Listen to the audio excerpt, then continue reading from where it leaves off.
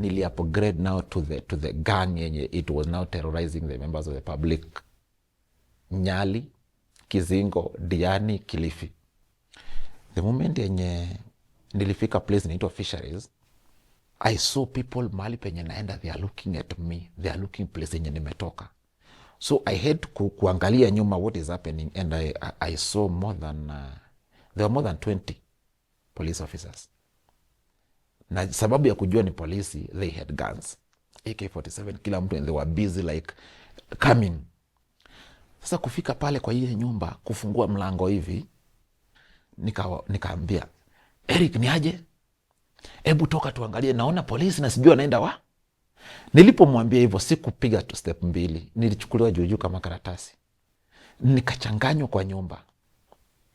Ukisongeza hata kidole, risasi. Bunduki iko wapi? That is the first question. Bunduki ziko wapi? Bunduki ziko wapi? Tulipigwa. Ile vita yenye tulipigwa hiyo siku, kwa life yangu sijayo na vita kama hiyo.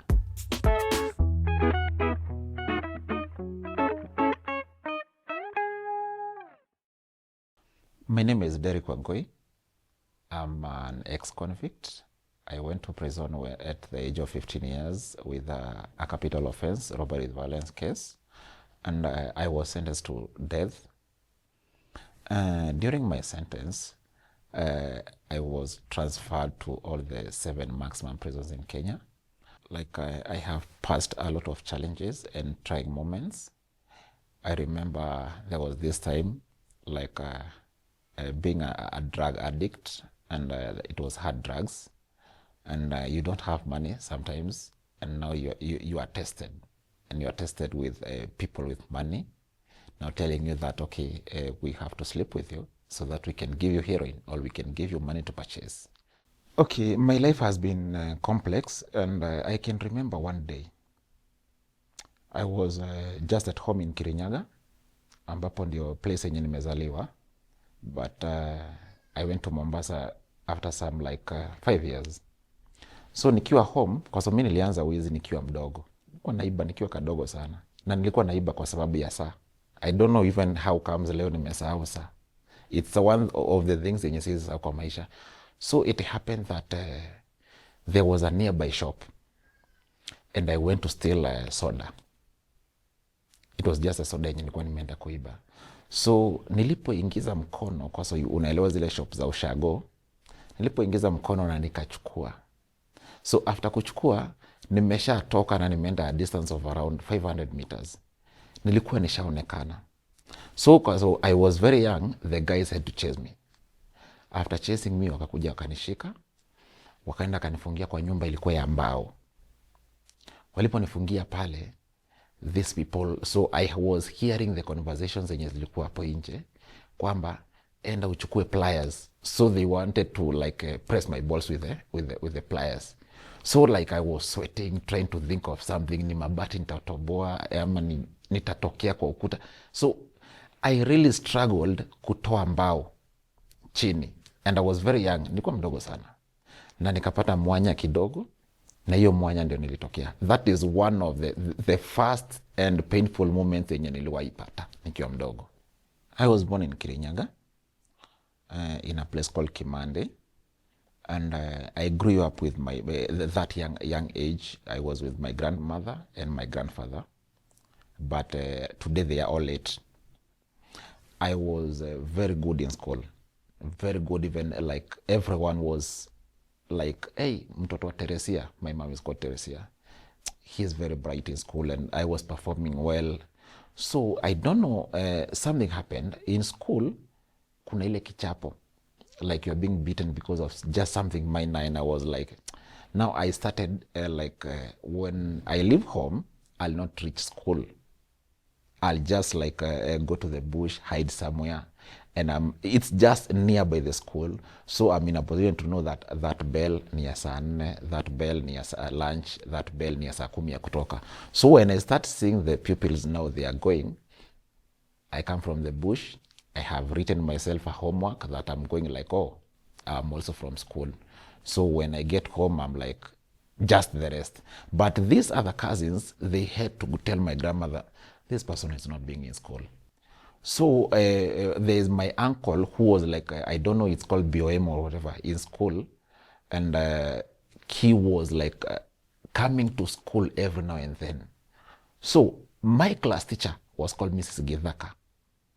She was also going the same church with my grandmother. So when they meet, they are like, na Derek siku hizi simwonangi shuleni. And he's like, my grandmother now was like trying to get what is the problem. But because hakuwa anataka ile kunipiga, so we used that time, they used to write a letter.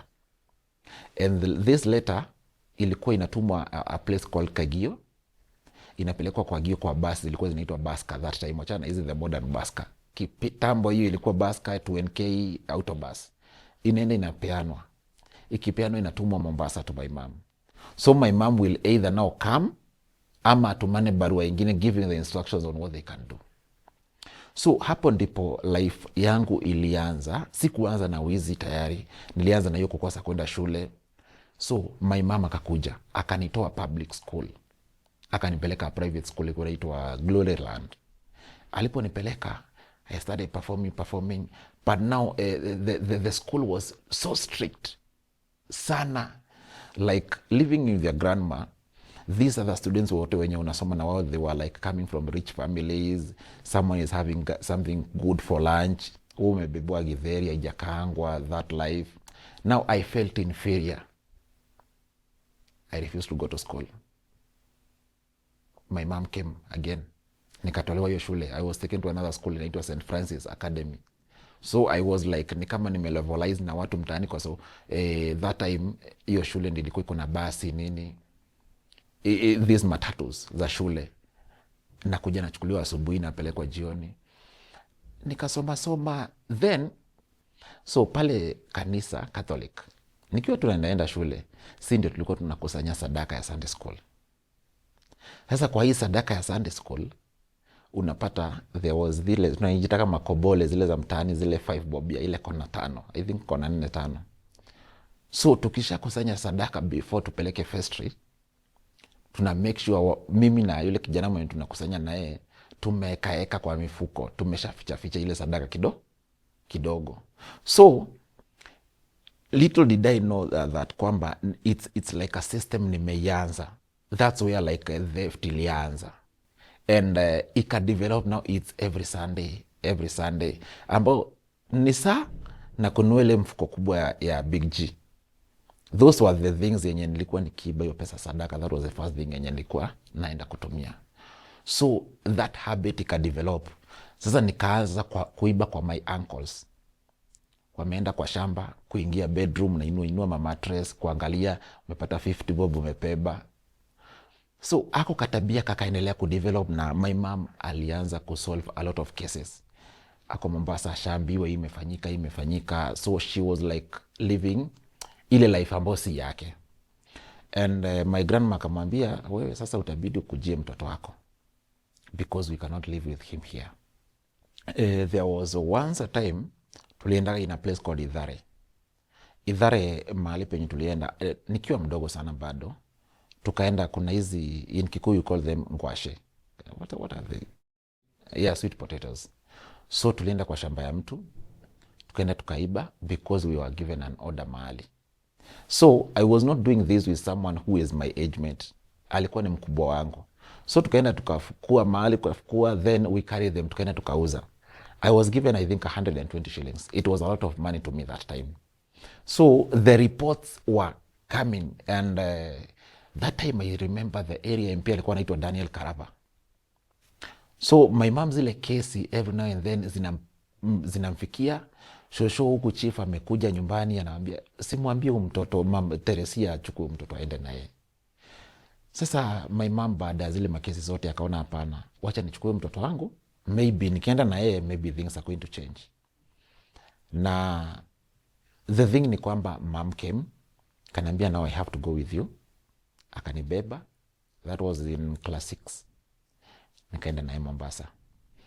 Na that time yenye nimeenda na yeye, mimi sikuwahi kuambiwa kwa maisha yangu this is your father. Ama nishai kuonyeshwa huyu ni babako. Baada nimefika some like 1 month, my mom introduced me to someone, akaniambia this is your father. The guy just came for, I remember very well because memory yangu inakuwa mzuri sana, for around 5 days and the guy vanished. He was called someone I don't know, Peter kama kitu kama hiyo. And kwa hiyo period nilikuwa nasomea shule ilikuwa inaitwa Bright Star Academy. I was doing good in school, performing everything. Then all of a sudden mom akaanza kugonjeka hospitali hapa, kutokwa na boils nini kwa uso. So like she was not disclosing whatever ni kitu gani inapitia. So church akaanza sasa kukosana na watu wa church. Akaanza kukosana na marafiki zake, kukosana na watu wa nyumbani. So she wanted just to live life yake peke yake. Mimi sikuwahi kuelewa ni kitu gani anapitia. Nikiwa class 8 sasa, that time nakumbuka mom alizidiwa sana, alikuwa mgonjwa sana to a point yenye like mimi nilikuwa naona ni kwenda anaenda. We were living in a single room, nilikuwa nalala kwa kiti, alikuwa analala kwa bed, na that time tulikuwa tunatumia stove, so ilikuwa inamuaffect everything nini. So that pain ikawa inani affect even in school. But the best thing, nikamaliza class na nikaperform vizuri sana. I got 386 marks. Baada ya kupata hizo marks, so headache ikakuja sasa. Huyu ataingia form 1 aje. So after imefikia hapo, tukapata shule. Kilifi Township, it's a provincial school. My mom, I remember nikifanywa admission, box yangu it was empty. I think ilikuwa na tissue and something. Dawa mswaki ilikuwa inaitwa T-Guard. I cannot forget. That was na kiwi na brush. That was the only thing yenye nenda na shule. Mattress nikaambiwa italetwa during the day. So from Mombasa to Kilifi, because Kilifi Township iko Kilifi County, imeshika tu na Pwani University. That time ilikuwa around 100 shillings. So she would go akopakope ya maende kwa huyu na huyu wamsaidie, at least apate ya kununua mattress, ya kununua sweater ingine, shati ingine. Nikiadmitiwa ilikuwa ni kiatu yenye nisoma nayo primary, yani everything hivyo. Hakuna kitu vest mpya ama nini, it was just me. So baada ya kuingia form 1, mama kuni mgonjwa, mimi sijajua kitu yenye namkula ni gani, lakini ameanza tu hasira with people, yani kukosana na almost everyone. Nikiwa form 1 sasa, there's that thing that is coming to my mind. Hii ni maisha gani? Ni maisha gani unaishi? Kwa nini hapa shuleni usishikane tu na that is something in my mind. Naambia kwa nini usishikane na mabeshte?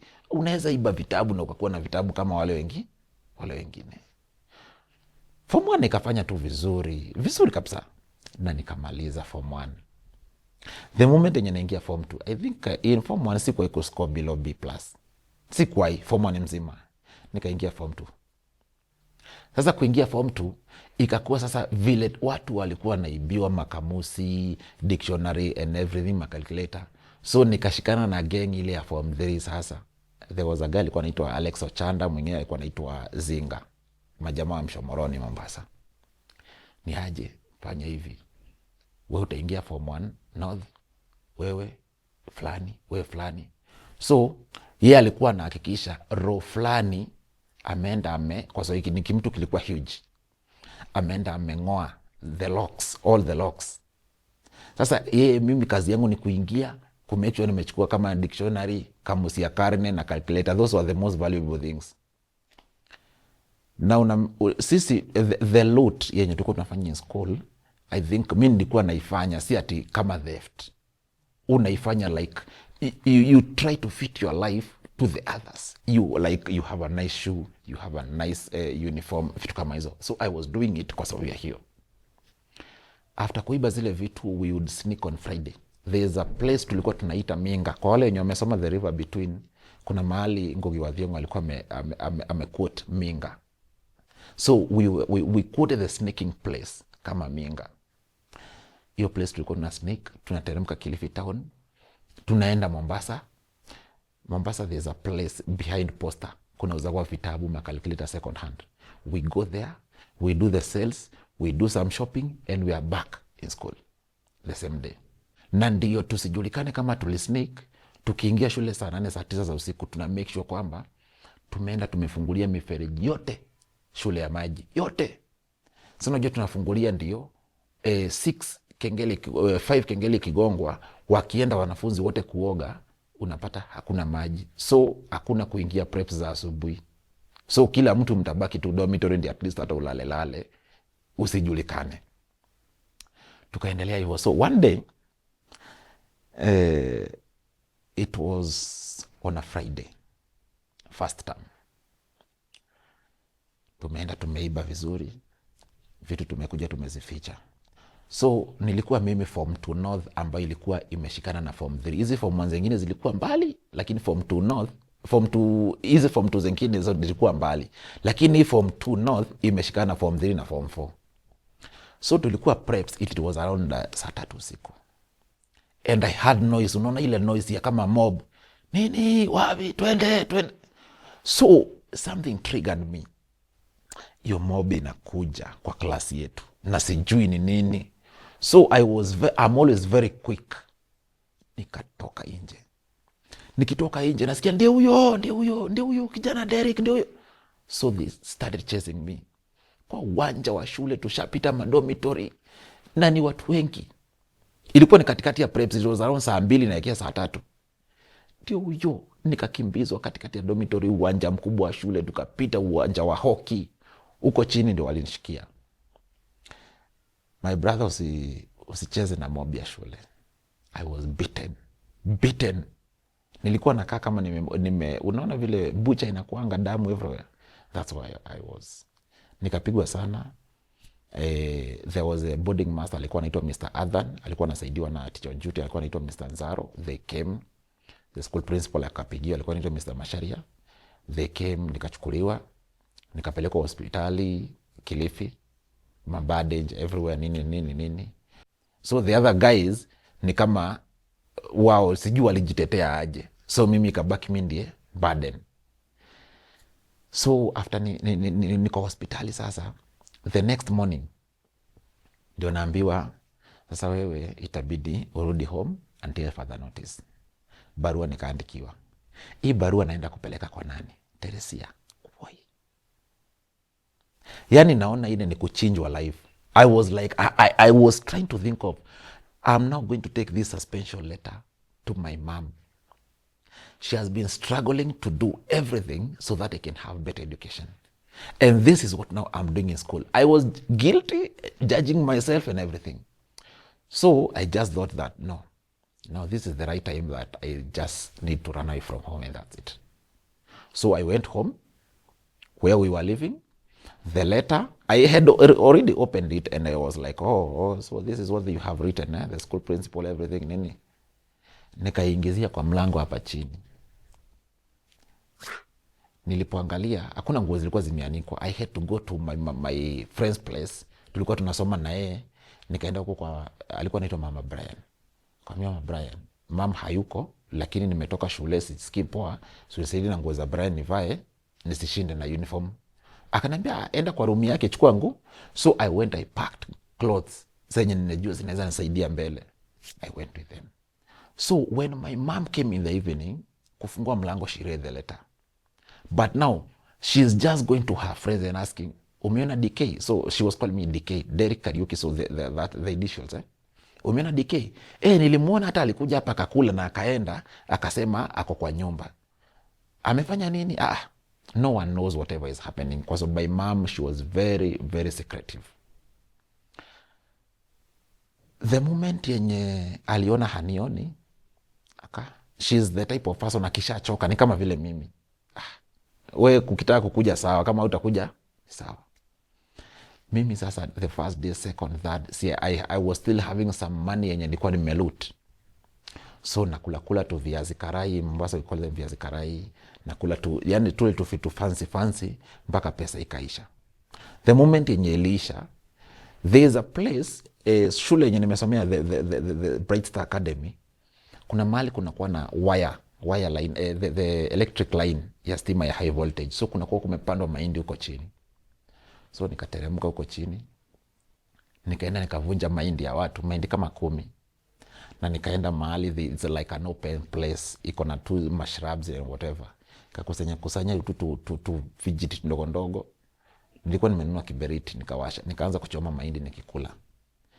Wale wenye mahali penye nachomea, those guys were like seeing me mahali penye nimeiba mahindi, so they came for me, wakanishika wakanipiga tena. So nikasindikizwa na barabara. Sasa the school yenye umesomea, they are like the teachers were, what happened? Huyu ni mwizi. That tag already no one will understand kwamba whatever is happening. Nikapelekwa mpaka Jomvu police post, nikaenda nikaekwa ndani, nikapigwa nikaekwa ndani. So after nimeekwa ndani, now expectations zangu were like maybe mama atapigiwa simu akuja nito wapi. The next day nikachukuliwa nikapelekwa Tononoka Children's Court. Pelekwa Tononoka Children's Court, nikaenda nikasomoa kesi. Ilikuwa si ya theft. Nilisomoa kesi inaitwa PNC, Protection and Care. Like my life inahitaji usaidizi sasa. It's not where it's supposed to be. Instead ya kurudishwa home, nikapelekwa juvenile. It's a remand, inaitwa Boma. It's in Likoni. It's a remand, na kuna wale wenye already they are serving Boston. So nilipopelekwa pale, tulikuwa tunavaa cream juu na chini light blue. Huko nilikaa nikadevelop mpaka nikakuwa in charge wa the other students, the other pupils. The moment I was taken to the court, Tononoka Children's Court, and that case, PNC, you always explained what is happening. There is always someone who is going to explain you. This is what is happening. Like, okay, protection and care, maisha yako, wazazi wako ni kama wameshindwa kukutunza. So with the government or with the court, tutajaribu kukusaidia mahali penye tunaweza. So the first day, the moment yenye nilifikishwa Boma, that juvenile, I was now seeing uniforms. It's like a school. It's like a boarding school, but ni vile hamwendi kusoma. So you are just there playing, doing what, vitu kama hizo. So no one from family, from friends, alikuwa najua mahali penye mimi niko. They never knew kwamba mimi nilishikwa nimeiba mahindi and I was taken whatever, kitu kama hiyo. So nimefika pale, the management, I think alikuwa anaitwa Madam Mwendo. Akaniambia, now you have to change the uniforms. Hao ndio watakuwa marafiki zako, hivi ndio mtakuwa mnafanya, mnaamka, mnachagua maharagwe, mnakata cabbage, mnakata carrots, prepare for lunch, vitu kama hizo. So tukaendelea the first 1 week, second week. Wale wenye tumeshikwa na wao, most of the time walikuwa ni kama ni girls, unapata ni wale wenye wanajiuza huku nje, but walikuwa underage. Kama ni vijana wameshikwa na wizi ama wamekimbia nyumbani, vitu kama hizo, ndio tumeletwa pale. Sasa tumewekwa pamoja. They saw now I was somehow bright enough kushinda hao wengine. Kwanza nilipewa kazi ya kugawanya omo kijiko moja. That was the first job. Unaekewa omo bakuli ile ya blue, and kila mtu kijiko moja ya kufua. I was giving out the bar soaps, tuwe tudogo, na kata kapis every week, kila mtu yake. Nikaendelea after around 3 months, now I was given in charge of the kitchen. Now in charge of the kitchen, kwa hii maisha yangu yote, as I was speaking, sikuwahi kukua like na girlfriend, kwa sababu my mom was too harsh. Ningepigwa vibaya sana if something kama hiyo ingeshikika. So that time nimepewa ile chance ya like now to mingle with the girls. Now you are in charge. Wewe ndio unaangalia food, wewe ndio unaangalia nyama, mikate and this and everything. Mimi nikaendelea nikakuwa in charge wa kitchen. Watu kama wenye wanaenda koti, naenda kuwatolea nguo and everything. I did good. After around 9 months, nikaambiwa now your life umechange. Utakaa hapa lakini hatukurudishi home. So kwa hiyo kipindi after the 9 months, now I was told now we are going to take you to a rescue center. Children Rescue Center. Nikapelekwa Children Rescue Center. After I was taken there, nikaanza the first day, sasa there is that introduction nini. Now the rescue center, mnaletagwa place watu tofauti. Then now children's centers will come there to pick, wakuje waangalie, now this one is an able student, vitu kama hiyo nini nini, wachukue watoto watatu waende na wao. Now how ni wa hiyo children's home. So I was taken by a children's home by name Onesmus Boys Center. It's in Portrees. Baada ya kuchukuliwa nikapelekwa children's center. Now what pained me was that they are going to get me back to school, but now not in form 2, in a different school, and then you start class 8 tena. So it was not my will, na sikuwa naifutaka, kwa sababu I was able, the results zangu zilikuwa zinaruhusu, I could even go back to form 1. So I had to go back. Marks zangu zikashuka to around 324 from 386, also my mind was already imekuwa na vitu mingi. So nikapelekwa shule form 1.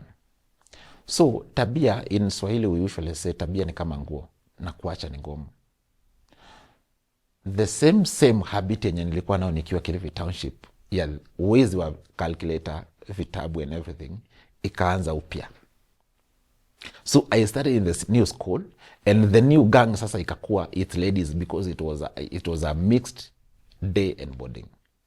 So we still with another lady mwenye alikuwa ni ana board shule, then we give them to a day scholar. On Saturday anaenda anafanya sales, anatuletea pesa yetu on Monday morning, kama ni mikate and everything. So there was that pressure that even to date bado iko na watu huku nje in school, na sana sana to mixed boarding schools. Unapata a boy child ameenda kwa canteen and he is like anataka aonekane to ladies. So that was what we were like doing most of the time. There is that fame you want to be seen with. Life yangu ndio ilianza kuharibikia hapo. Now the children's center nikaanza kufukuzwa, narudi nyumbani. Children's center they are taking the responsibilities. Huyu bado tunajaribu kumweka in line. They talk to the school, lakini first suspension, second suspension, third suspension, wakasema hapana, wewe na shule we are going to take you to a technical school. That time ilikuwa inaitwa MTTI, Mombasa Technical Training Institute. Today inaitwa Kenya Coast Polytechnic. Nilipopelekwa huko nikaambiwa, now choose something yenye utapursue, a course that you'll pursue. And it was mimi nikachoose secretarial. Ni course ya madem, sana sana inajulikana ya wanawake, lakini nikachoose secretarial. Kwa hiyo class we were 2 men, 63 ladies. So the subject tukaanza kuisoma vizuri sana, na it was actually my favorite. There were those subjects, commerce, account, shorthand, typing, nini, na nikawa na perform vizuri, tumeanza. So kwa sababu the children's center ilikuwa ishatolewa Portrees, imepelekwa Bamburi, now the distance from there to the school ilikuwa ni expensive. So they told me, we are going to rent you a house in Likoni, whereby kutoka Likoni to town it was 10 bob. So itakuwa kwa wewe ni rahisi kufanya nini? Kufika shule in time. Wakanirentia. Now after kunirentia, the pocket money that they were giving me, like wakaipunguza sana. Sisemi ni mbaya, lakini waliipunguza sana. To a point yenye ukishalipa nyumba, ukinunua chakula, there's nothing that you can do. That was the point yenye niliona, hii maisha, it's like I was not destined for kukua someone in the future. Let me just do whatever I'll do. Now desperation ikaingilia hapo. Nikaanza kushikana na sasa mbogi mbaya mtaa, that the area, wale wenye wanajua kusnatch simu, wizi mdogo mdogo. So I met a boy alikuwa anaitwa Disturbance. Ni mtu alikuwa amekimbia kwao, ameiba so kila mahali ameiba. So we started stealing side mirrors za gari. That was the time like I would just look, hii ni noa gani, taones ama whichever nini. I would be in a position to know, hizi side mirror mbili, nikifika tu nazo tao, hiyo I have 4500. So we were like on every night lazima tungeiba side mirror kama za gari 3. In the morning tunaenda tunauza. So I started like that life ya kuiba, unaenda unanunua pombe, then you go kununua wanawake at that age. Because I was still not confident that I would seduce a lady na anikubali. So I had to use the money now. That was the life yenye nilienda nayo. Like I had got to that point whereby unaona those prostitutes places hata ukipita hivi like you'll be here, kwani leo ukuji, you have become a client. One day I chose to upgrade because when you get to crime, utaanza kuiba simu, snatching, side mirror, then you'll, because of the circle yenye una relate nayo, utajua huyu jamaa wanaibaga na bonoko, the fake guns. Kidogo kidogo unasikia huyu jamaa wanaibanga na bunduki, seska. Huyu jamaa wanaibaga na AK, now AK-47. Now you will hear those stories from different people. Nili upgrade now to the gang yenye it was now terrorizing the members of the public. Nyali, Kizingo, Diani, Kilifi. Nimeingia pale napewa uniform vizuri, nikapewa uniform ya shule vizuri sana. Hata sijui ilikuwa ni shule gani. It was just a uniform. Na kabag na tuvitabu. So wewe kazi yako ni kutransport bunduki. Ni aje tunafaa tukutane mtu hapo, wako na kazi wao wanaenda. So kwa sababu kukua noted, kuvuka ferry, mtu mzima kukua noted kuwa amebeba kitu, sometimes they would inspect. Lakini mtoto mdogo kuna uniform, hawana shida na wewe. So that was my duty. Na make sure kama ni bunduki zimefika mtu hapa, kama ni Shariani, kama ni Tao, kama ni Bamburi, to make sure kwamba wameenda kufanya kazi. So that was the time yenye kila wakienda kazi na kuwa successful. Kuna mtu ameumizwa but naona shika dhao 20, shika dhao 10, shika dhao 15. Now I started living life yenye si yangu because I have money, I'm still young. So these guys had to rent me a house kwa so sikuwa na uwezo tena wa kukaa pale kwa so the children's center ilikujia vitu zao the moment yenye waliona huyu hatuwezani na yeye. They bought me a bed, kiti, nini and everything, wakanirentia nyumba in Bamburi. So wao, mimi ndiye nilikuwa nalipa lakini wao ndio walilipa kuingia kwa nyumba kwa sababu singeruhusiwa, nilikuwa underage. Mimi sasa nikaingilia sasa with like I did it a full time job now. On day basis najua kwamba tumechukua na mimi na mmoja wetu, we have gone to Nyali to just do a survey ya mahali penye tutaiba kesho. Ni hapa tushajua alarm whatever response ya alarm inakanga wapi. So already tulikuwa already informed tunaenda robbery. I thank God kwamba all the robberies zenye tulifanya in my time, there's no one mwenye aliwahi tolewa damu, there's no one mwenye aliwahi kufa kwa hizo incidents zote. So nika develop theft, nishasahau mambo ya family, friends wenye tumelelewa na wao, already I'm in another life. So kuendelea hivyo, now people from the area, they were like, this is young, this guy is young, ana revolve na watu ambao si age yake. Kwani wanafanyaga nini? Because you'll see them with the silver chains, good shoes, outfits and everything. So they started questioning a lot. Now this questioning inaenda kwa wazee wa nyumba 10. Wazee wa nyumba 10 DCI. So one day 2013, it was on 2013 October date 18, it was on a Friday, it was around 10 a.m.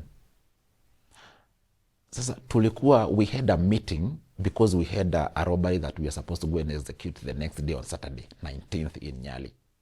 So we had gone for a robbery on Wednesday na ikakuwa successful, tukawa tumeiba.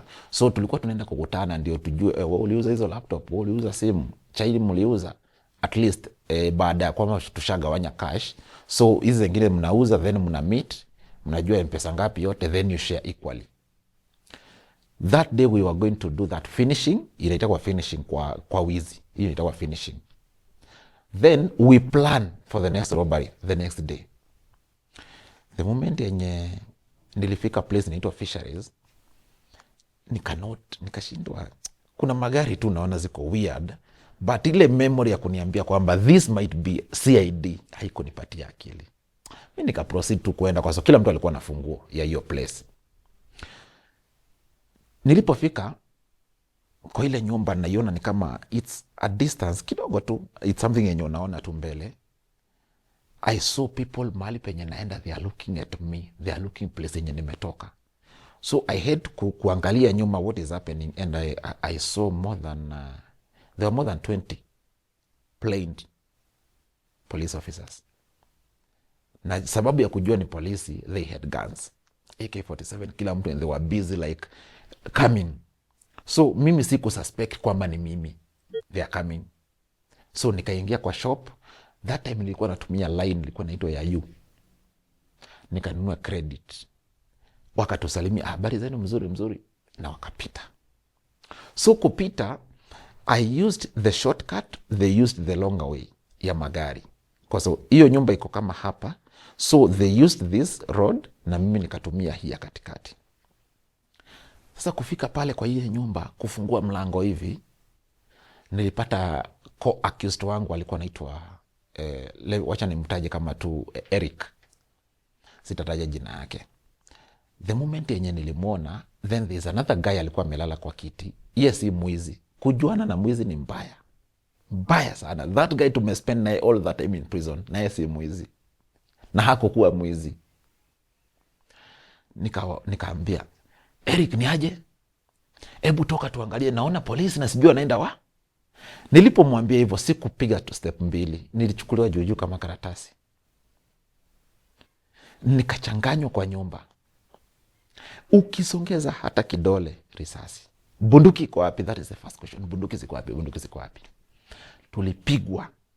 Ile vita yenye tulipigwa hiyo siku, kwa life yangu sijayo na vita kama hiyo. Now after that fight, you're beating vizuri, so guns everywhere. The best thing, there was the DCIO.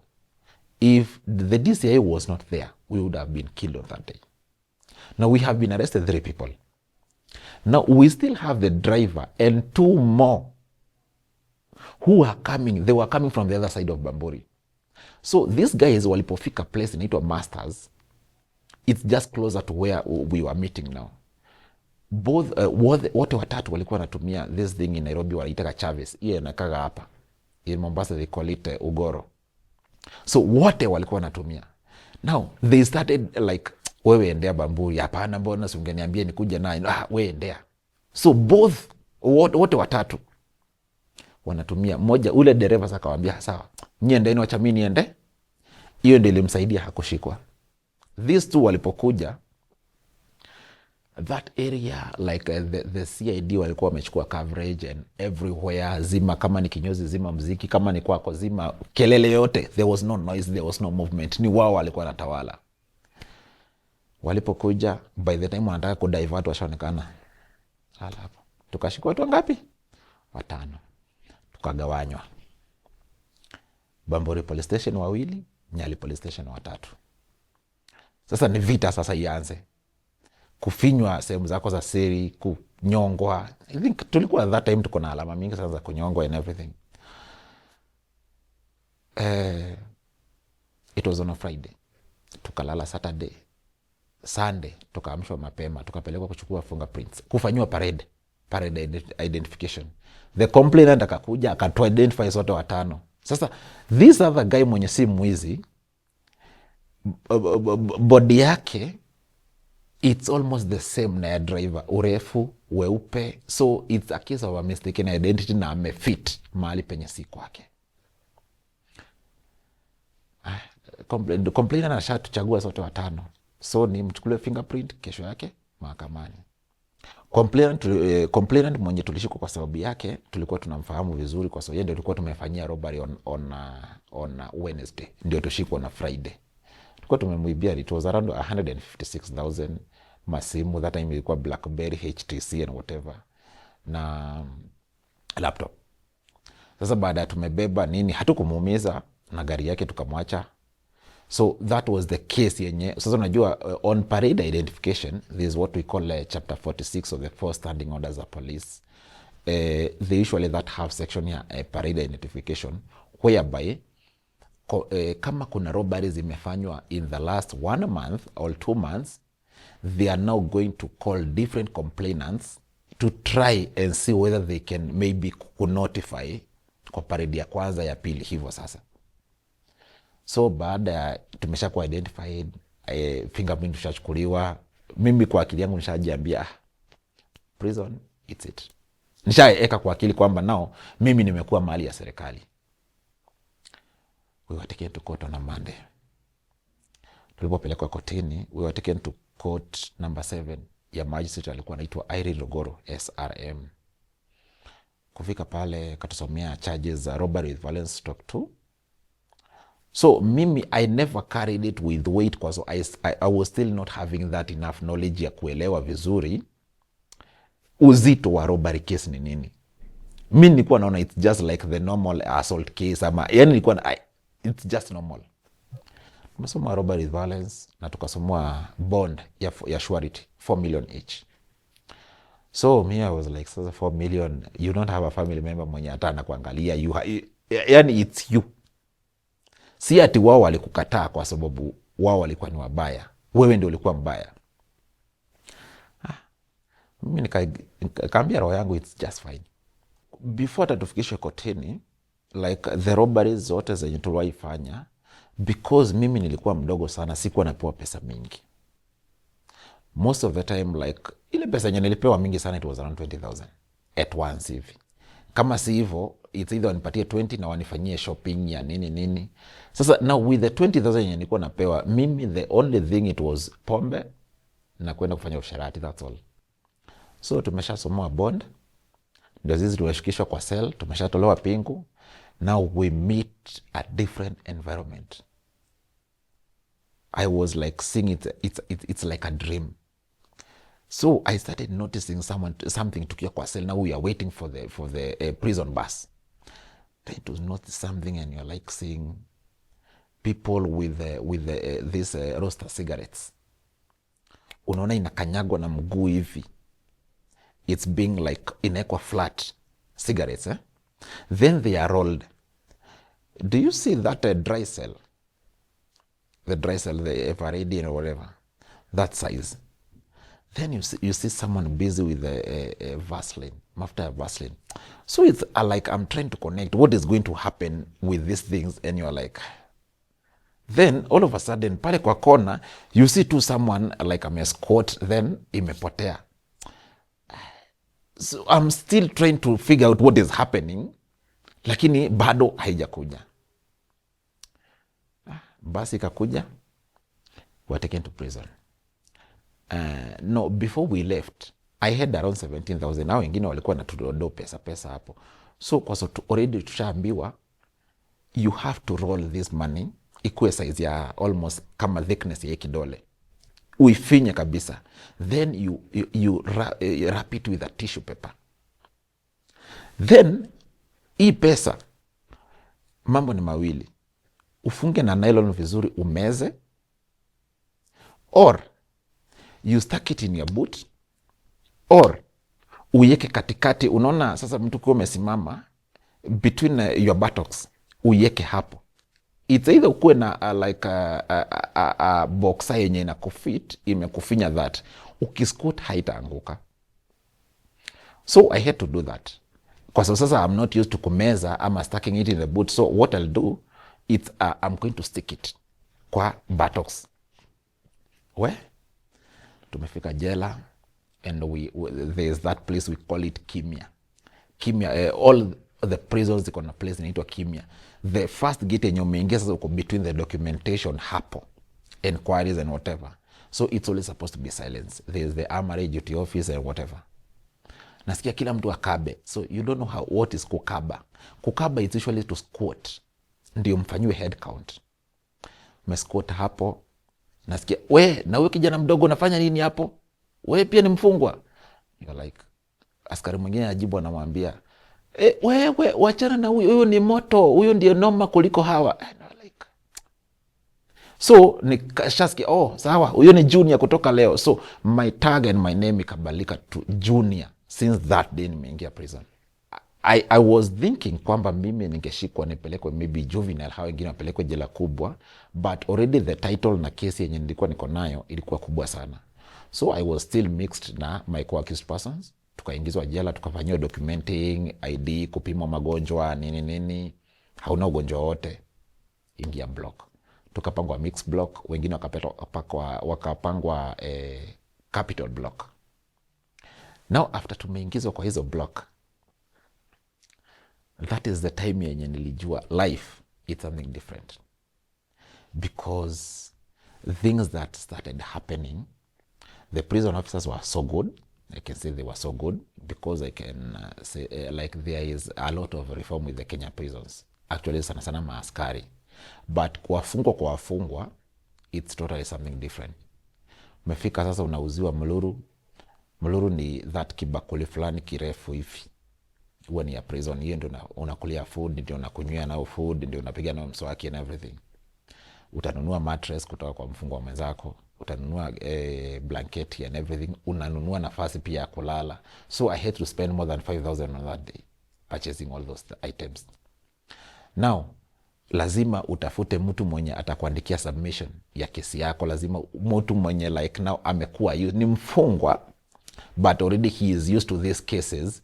Anajua like he can be in a position to like to become your lawyer, but he's not going to court. So he is going like to teach you everything. Vile utajirepresent kotini, maswali utauliza. So you have to pay someone around 3,000 Kenya shillings. Nikafanya hivyo. So nimekaa prison siku ya kwanza. Ushai kuonja, unaona uji. Wewe ukiona hao wengine mtu anapiga mluru mzima na ni kibakuli saizi, wewe ukionja unasikia ni kama shubiri, ni kama vile mwarubaini. It's tasting something different. But you have to take it for survival. Si ati unatake kwa sababu unataka. But kwa sababu unajua umezoea soft life. Now this is a different life. Within 1 month nikakuwa nishazoea, nasikia tu iko sawa.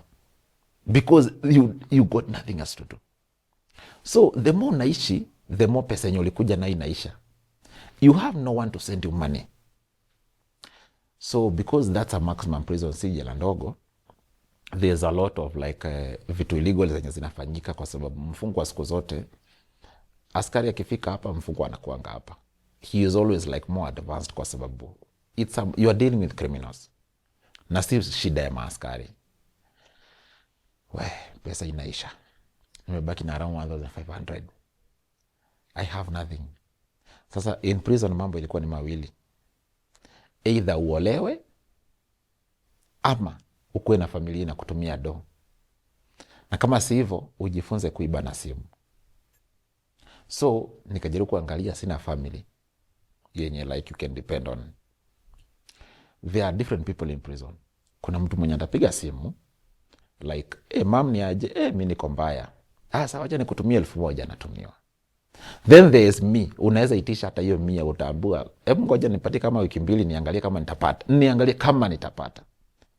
So with using my mind and my sharpness, nikaanza kufuata sasa wale wenye wanaibaga na simu, nakaa na wao nisikilize hiyo Kiswahili. Until the first day I was told, "No, umejifunza kuiba na simu unajua kuiba na simu shika simu hii. Credit umewekewa and everything. Now start it." And you're like, now the first day, you get the phone and, "Hello, my name is Alex Juma. I'm calling you from Airtel Communication Center in Nairobi." Anakutusi. Unachana na you go to the next person. And actually the first day nilibanga 530. And I was like, kumbe, I can have a lot from this. Nikaanza sasa kuingia to scamming people. Through Airtel Communication Center, through messages we used to send that time, ilikuwa inaitwa Equity ama Nakumatt Mega. They were like, we were giving awards to people, nini. And by the end of the day, when utaibiwa, mimi ndio nimekuzawadi, and then baadaye mimi bado mimi ndio kuibia. So after nimesonga hivyo, there was a time I scammed someone around 200,000. This guy was a certain principal from a certain school in Kenya, sitaitaja for the time being. And ilikuwa tumemzawadia 250,000. Then coincidentally akakuwa like hakufikiria mapema. And one thing people don't know, watu wenye wamesoma sana, watu wajanja sana ndio huwa naibiwa. Mjinga huwezi muibia. I'm sorry kustag your name mjinga, lakini mjinga huwezi muibia, because the moment alienda kuregister line akaambiwa pin yako ni siri yako. Hata umwambie eka pin yako haezi weka. But for the learned people, they are like, ati wapi withdraw cash, Now he is doing that to see, yeye anataka kuona reaction. By the time reaction inatokea aone vile kunaendanga, ati yeye anasikia kuna wakora. So he is like trying to see ni ukweli. By that time anakuja anajua kwamba pesa ishatoka kwa akaunti yake na hajanitumia. So there's that way yenye unapeleka mtu withdraw cash from agent from ATM. So we were using from ATM. Unamwekesha an agent number ya Equity 286 ama ya Family Bank 5555 ama unamwekesha Cooperative 472. Anaeka okay, anaeka pin, inamwambia apply voucher from ATM, anafinya okay, inamletea message. If by any case akona more than 225 shillings kwa account yake, itamletea a message inamwambia dear customer, this code is your secret, na inarudi kumwandibia tena na Kiswahili ni siri yako in brackets. Use code inakupatia 6 numbers, then inakwambia to withdraw money from your M-Pesa account within 4 minutes at any Equity Bank agent whatever hapo, then inakwambia pale chini your M-Pesa balance is. So what I need from you ndio mimi kuibie your phone number, that code na balance, so that's all. After umenisomea hizo, nilikuwa na kuweka barrier. There's something we call a barrier, a call barring. *35 *0000 *16 hash. So unamwekea hiyo, simu yake haitapokea message. Unarudi unamwekea *33 *0000 *16 hash, ndio asipigiwe, yani like that line it's dead. Until umalizane na kumuibia, ukimalizana na yeye, then unarudisha simu yake back to normal. So that was what like I had to do. And I had to do that kwa sababu with gazing homosexuality kwangu mimi it's something. After this amount, now after I get the code from you, I get the phone number and I get the balance, there were always people who were out here in Nairobi. Now these people were always like wako hapo hiyo area ATM. They used like to hire taxis, cars. They are like wako tu hiyo area. And because to withdraw money from your M-Pesa account within 10 minutes. So the moment yenye ashajua nishafunga line, so he is just within the ATM area. Si ametumia code ya 555, maybe it's Equity. Anaingia, ana feed code, inamtolea balance. Kama ni 20,000, anakurudishia tu message, anakuambia 20k. Ameshatoa 20k. So anakuambia umrichajishe. So mimi narudi kwa mwenye nimekuibia, na kutumia message, na kusevisha namba yangu yenye na kutumia nao text, na kusevisha kwako M-Pesa. I send you a message, that Bonoko message, na kutumia. After nimekutumia, you receive and you start celebrating. I tell you to delete that message. I send you another message ya kukwambia failed, dear customer, failed, M-Pesa is unable to authorize maybe receiving 25,000 or 50,000. Kindly you are advised to recharge your M-Pesa account with 10,550. So this person utamgauge, akikwambia siwezi pata niko na 8,000, unamwambia sawa wewe enda uweke nitakuongezea. So anaenda anaweka, you repeat the same process, unamalizia. So that was the same thing yenye nilipana na huyo principal. So alikuwa na around balance ya around 120 something thousand kwa M-Pesa. Then on M-Shwari alikuwa na around 100,000. Na tumekutana na yeye katika hiyo harakati ya kazi, ilikuwa ni kazi that time. Alafu ya kwanza 40,000 na tulipoona ni ule ni principal lakini ni kidogo, akili kidogo tu. Sasa ikabidi we had to use that method ya send direct. Kunaitwa kufinyisha. Kufinyisha ni, it's just the normal way that you are sending money. But to confuse you, instead of starting na 07, I'll start with 00254, then I proceed the number that I want you to send the money. Ukifika kwa amount, if it's 50,000, I will start with 0000509900. So before uelewe that thing kwamba it's a certain digit, that time kulikuwa hakuna hakikisha kwamba you are sending money to someone. So ukifinya okay on send money, the money is gone. Reversal that time it was not like psycho very effective. So tukamaliza naye kidogo hapo, and around 220 something thousand in less than 30 minutes ikakuwa tuko nayo. First, when you're doing the scam, you have to be fresh. Haufai kukua like umetumia madawa nini. Haufai kukua mlevi. You're supposed to be very accurate because the kind of people you are meeting, it's just a random call. You are editing numbers, editing. So you don't know you're going to get a university student, you're going to get a lecturer, a doctor. Saa ingine hata tulikuwa tunashika mpaka M-Pesa agent. Si kama saa hii kidogo wamechanuka. Unajua that time M-Pesa agent ilikuwa ni mama amefungua duka ya M-Pesa, amechukua msichana wa ushago amemleta. Msichana wa ushago naye amezawadiwa 100,000. Anaona bas. Kwa float maybe ako na 240,000. That's it. Sasa unasikia tu mtu amepelekwa prison kwa aliibiwa. When you go to report that matter, police anakuuliza, uliibiwa na mtu mwenye alikupigia simu. Pin nani yako nayo ni mimi. Line nani alikuwa nayo ni mimi. Sasa tutakusaidia aje? The moment they try to track, they find out kwamba this thing is in prison, they just leave it. Kwa sababu ukienda prison, the Kenya prisons, now watakwambia kwamba hatuna simu jela. So what will you do? Now after the guy ametoka kwa ATM, on a daily basis in the evening, you will send him, leo nimetoa 20k, 4k, 3k, 6k, 10k. Kwa so that time nilikuwa nisha develop, nimefungua kama kampuni, I had around 30 mobile phones there, na nilikuwa nimeajiri watu. So it was like now people were unamtumia hesabu yote kwa siku, then maybe hesabu imekuja around 100,000 ama 120. So kwa every 1,000 yeye ana suppose ku deduct 200. Kama ni 10k yeye anatuma 8. 2k ni yake ya kazi yake sasa. So kama ni 100,000 anakutumia 80,000. So wale wenye wanafanya kazi, most of them they were heroin users. Na kwa so I was also selling heroin, so they were getting it from me, mimi na kukata pesa. So it was just like a business. You are working for heroin, that's all. So I became rich that time. To a point yenye sasa even the time yenye naenda judgment, ushafanya kesi na ushaona ni siku ya kesi, mimi nilikuwa nisha give up na life ya nje. I was just living my life in prison, and I felt that prison is my new home, and I had already accepted myself. Nilikuwa nisha accept your fate. The moment yenye unasikia leo kesho mnaenda kufanya kesi na investigation officer, and you are like now trying to, siku nzima itaharibika, kazi itaharibika, because who is going to manage the work for you? Ukimpatia mtu mwingine hiyo management, unapata pesa around 50,000 imepotea hiyo siku.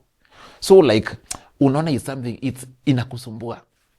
When now the trial process, the first complainant alikuja, he explained how we approached him, and yeye ali-explain kwa court. Actually our complainant alikuwa hataki kesi ifanyike, he wanted to withdraw the case, but the prosecution side walikuwa wamefinya sana, so like ni kama alitishiwa na he had to proceed with the case.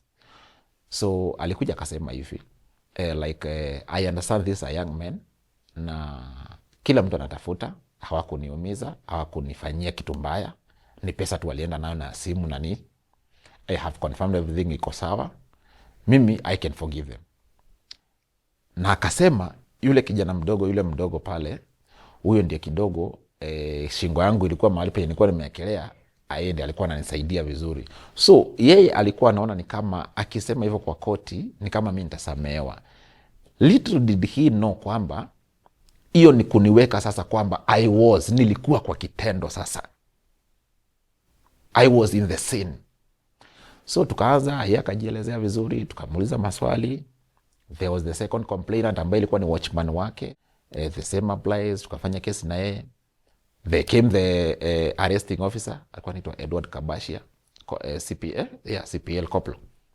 Tukafanya kesi na yeye the same. We moved to the investigation officer, alikuwa anaitwa Mutunga, the same, tukafanya kesi na yeye. File yetu ikafungwa kwa sababu ilikuwa haina mashahidi. So after sasa tumefungwa hiyo mwaka wa tumefanya kesi imeenda rolling, tumeambiwa you cannot be released under section 210 kwa sababu umepatikana mashtaka ya kujibu, so you are supposed to come for a defense. Tukatupwa date ya defense tulipoenda. So we had already been advised kwamba there are 3 types of defense. Kuna defense ya kunyamaza kimya, kuna defense ya usimame mahali penye uko mbele ya mahakama na utoe defense yako, then there is the other defense ya kuvuka upande wa pili wa dock you swear in, then utoe defense yako. So mimi nilienda ile ingine kwa sababu sikutaka kuulizwa maswali. I put my defense, After nimefanya defense yangu, I remember the magistrate. The magistrate alikuwa ananipenda sana actually. And to all Kenyans mwenye atakuja kuwatch video, when you have a case in court na uone magistrate anakufavor, ni mzuri sana kwako. If it's a criminal case, ujue lazima atakufunga. If it's a criminal case, lazima atakufunga. They are like, they want to show you hatuna ubaya na wewe ndio ufunguke. You be free maybe to do your case in peace.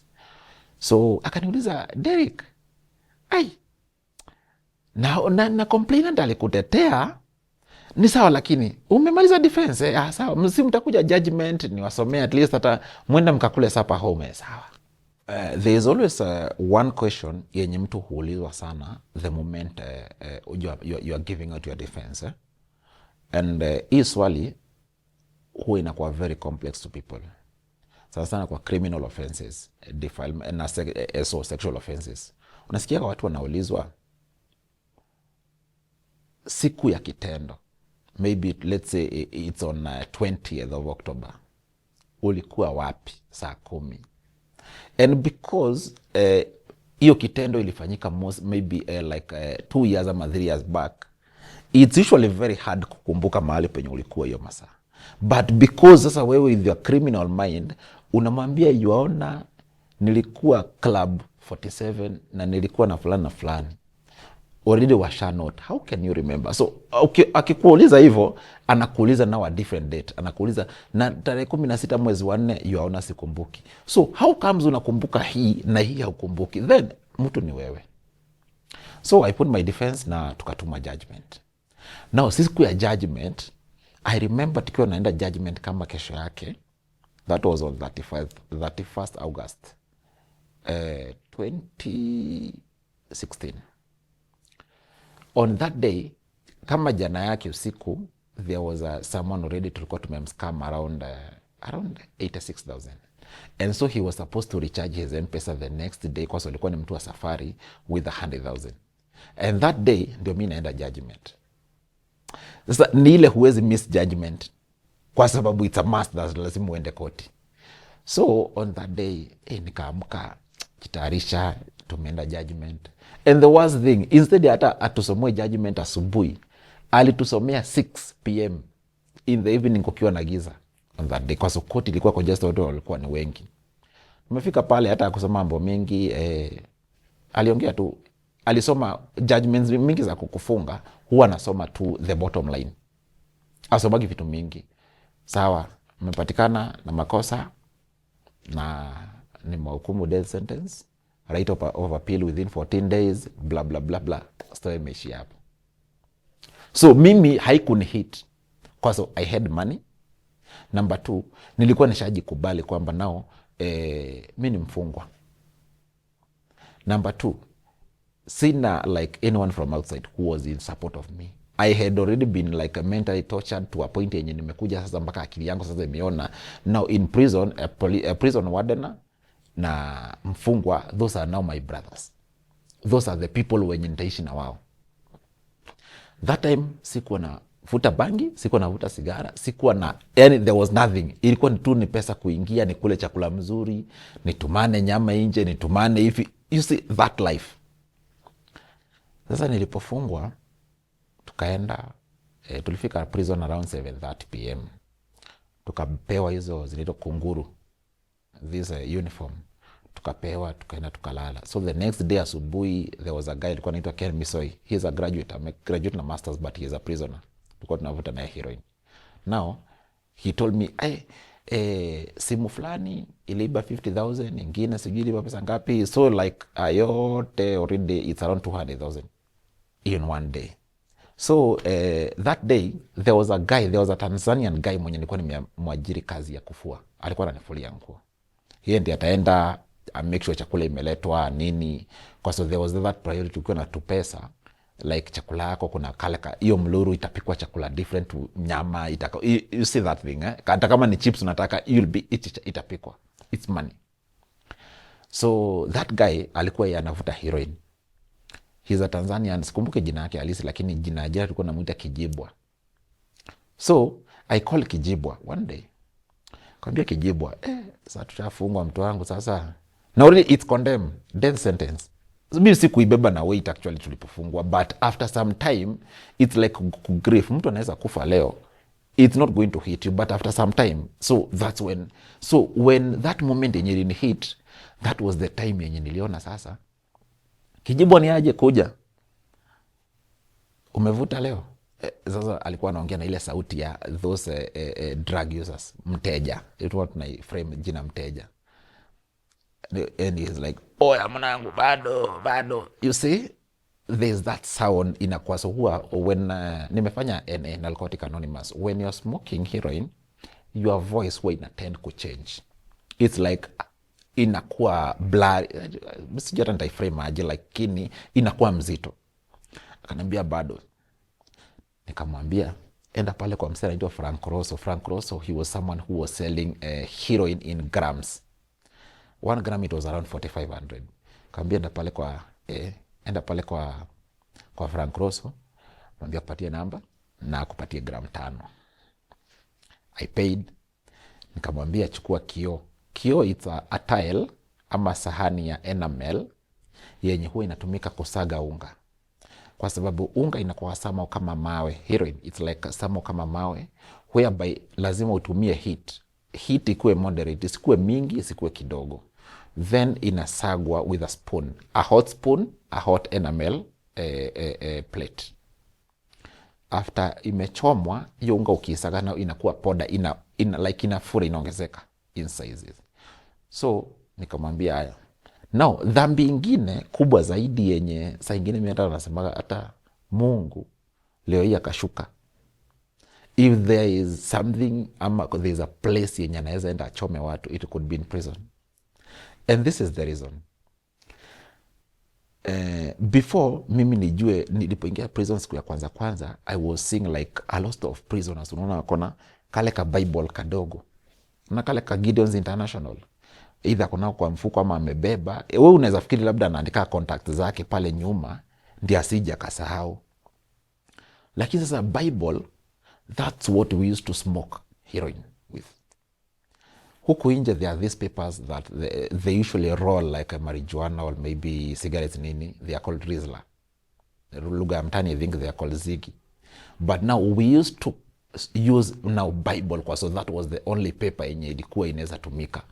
Karatasi ya kitabu ni ngumu, lakini ya kale ka Gideon's International kale kadogo, that time ukiwa na hako ka Bible utavuta unga, you'll smoke for free, kwa sababu utasikia now Kijibwa na Bible uko nayo, niko na Bible, shadarua ana split into 2. Anachukua sigara yake ya roster, anaweka kwa mkono, inaitwa kufirikicha in the normal language.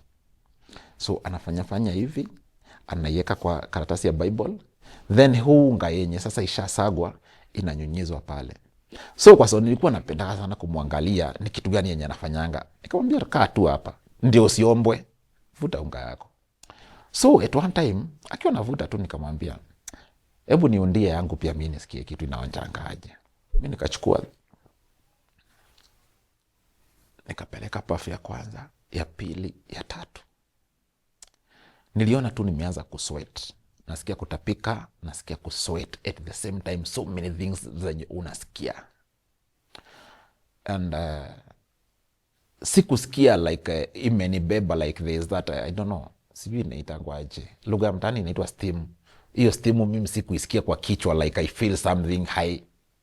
Nilifeel tu ile kutapika na you kusweat that na ikaisha. Kumbe ndiyo sasa heroin kukashike vizuri, it's addiction.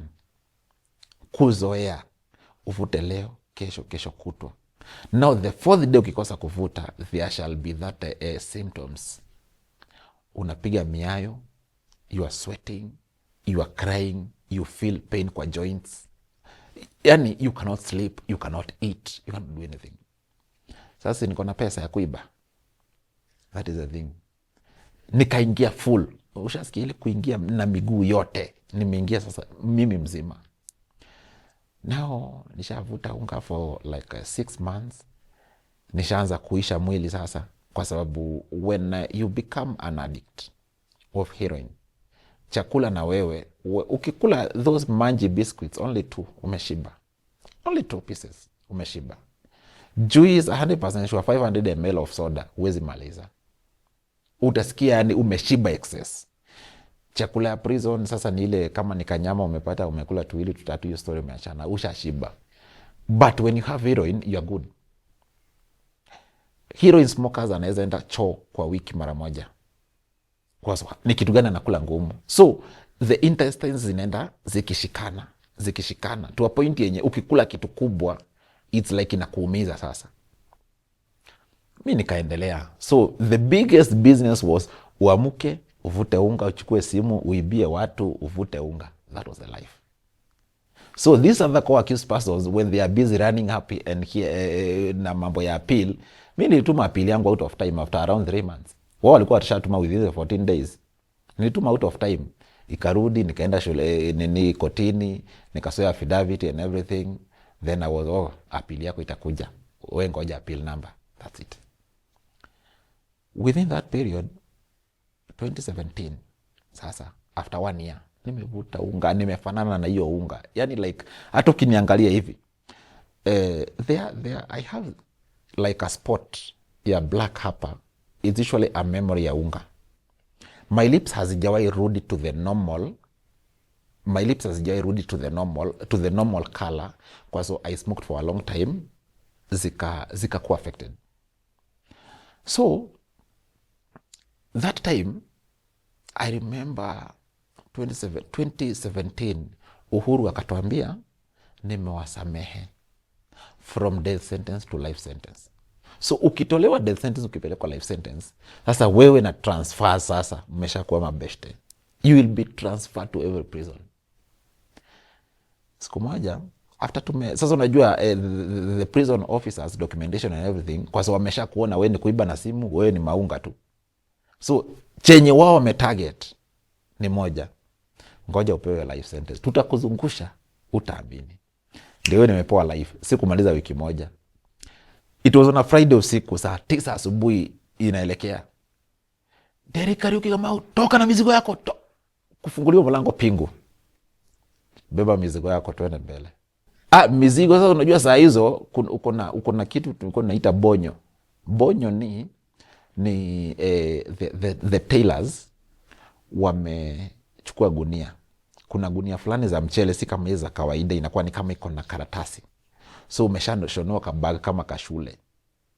So hapo ndio unaweka mafuta yako ya kujipaka, unaweka nguo zako, yani everything yako, mali yako, utajiri wako, ajira yote unaweka hapo ndani. Simu, that's a different case. Simu kuna makoa na macontainer wenye wanalipangwa kwa hiyo kazi, kuload. There are prisoners who are there. Na you see that ka phone, that ka small ka Tecno phone ama Itel phone. Utaona tu there's always something advanced in prison. You know of carbon papers. Carbon papers, they are always like used kwa sababu ya zile machines za kudetect. You have gone to supermarkets, there's those zinaitwa Garrett. Now a carbon paper, when you wrap something in metallic, yenye ni metallic, you wrap it with a carbon paper, it's not going to detect. That is usually a technology yenye mimi sijui wafungwa walitoanga wapi. So hiyo simu imefungwa na carbon paper tissue, nylon juu. So imekuwa kubwa kidogo, lakini sasa there were prisoners wenye like ni mapro. Hizo simu atakubebea simu 5 6. Wewe utamwona tu na simu na imefungwa na nylon na Vaseline. Kwa mlango tu amechungulia hivi. Akiona tu security asubuhi anakuja search na anakuja hiyo nyumba, anaingia tu kwa kona. Within 2-3 minutes hizo simu zimeenda. Hizo simu zimefichwa. Utamwona tu akikaa akisimama akipiga pia maraundi, muende search, mmaliziwe search. After search imeisha, anaenda kwa choo, anazitoa, analipwa kila simu maybe 1,000 and that's it. Hiyo ndio kazi yake. Unasikia ni container. The moment yenye anaenda koti, yeye ndiye atabeba Royco Cube, yeye ndiye atabeba majani chai, kuna samaki zinaitwa papa in Mombasa. So all these things zitapitia kwa hiyo njia mpaka miraa, wale wenye wanakulaga miraa yote itapitia tu pale, and they are very comfortable. Kwa sababu ya nini? That's a different, like it's a different world, and already you have accepted the fate kwamba that's it. You'll see very busy big G, kila mtu like our brothers from the Somali community, wale wenye walikuwa wameshikashikwa, they are very busy. Unapata mtu amekaa vizuri, ameeka miraa yake hapa kando, kahawa nini, and he's enjoying miraa yenye imeletwa through the ass, you see, and he's really enjoying it. Kwa sababu ya nini? That mentality already yake iko tofauti. So huyu jamaa anakuja anashukisha nini, atabeba kama pakiti 20 za sigara, 20 packets of cigarettes, na amekuja nazo. So mimi nikaitwa transfer, nimetupwa Manyani. Now in Kenya we have around 7 maximum security prisons, na kama kuna jela, unajua kuna jela alafu zingine, sasa kwa lugha ya kijela tulikuwa nasema ni hoteli. Manyani ndio jela, hizo zingine tulikuwa nasema ni hoteli. Na tunasema ni hoteli kwa nini? When you go to any prison na upate kwamba there's a dustbin yenye iko na chakula, that means wafungwa wameshiba. Lakini Manyani unaona hata vile unaweza ona maharagwe chini, but the normal beans chini, it's very hard, ni ngumu sana. Umefika Manyani and like everyone, sasa ujue umeshatoka environment yenye ulikuwa you are earning money. So ile pesa yenye uko nayo ni hiyo.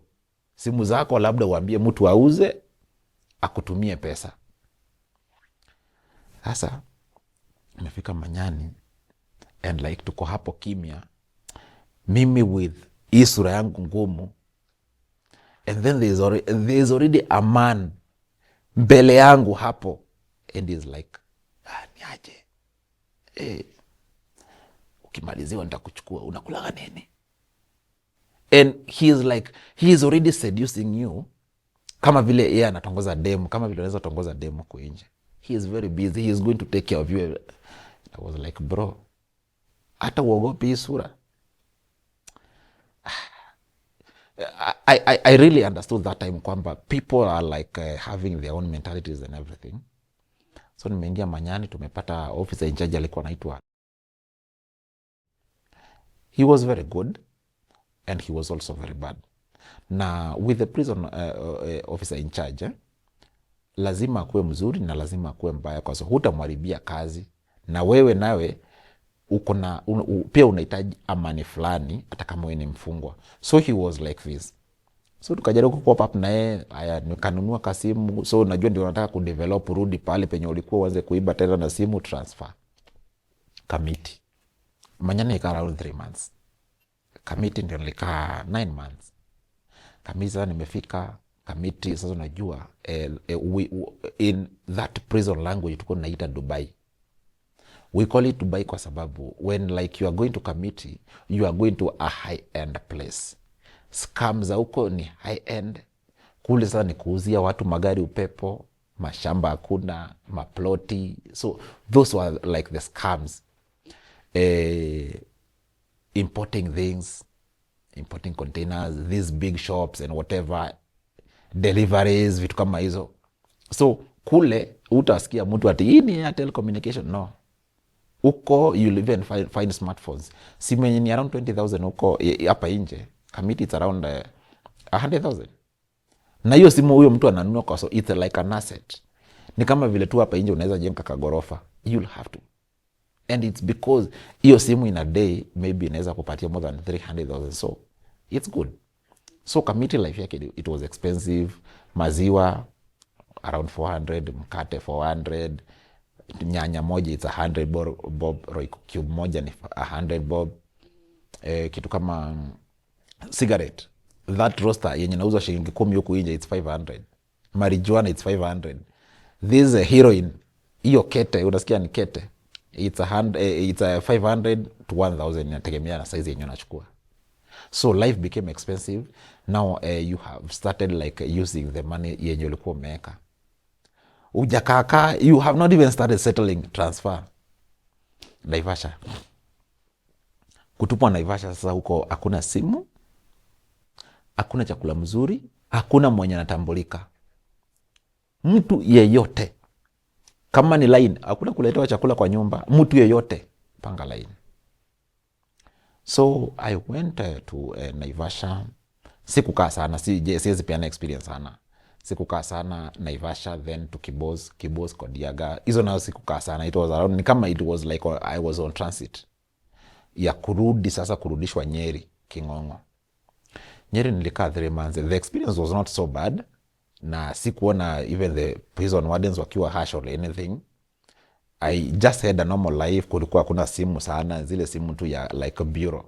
Zile unapata ni aje nisaidie nipigie mtu wangu ama wa home anitumie kakitu, that's it. Nikarudishwa Kamiti on transit, nikachukuliwa tena the next day Manyani.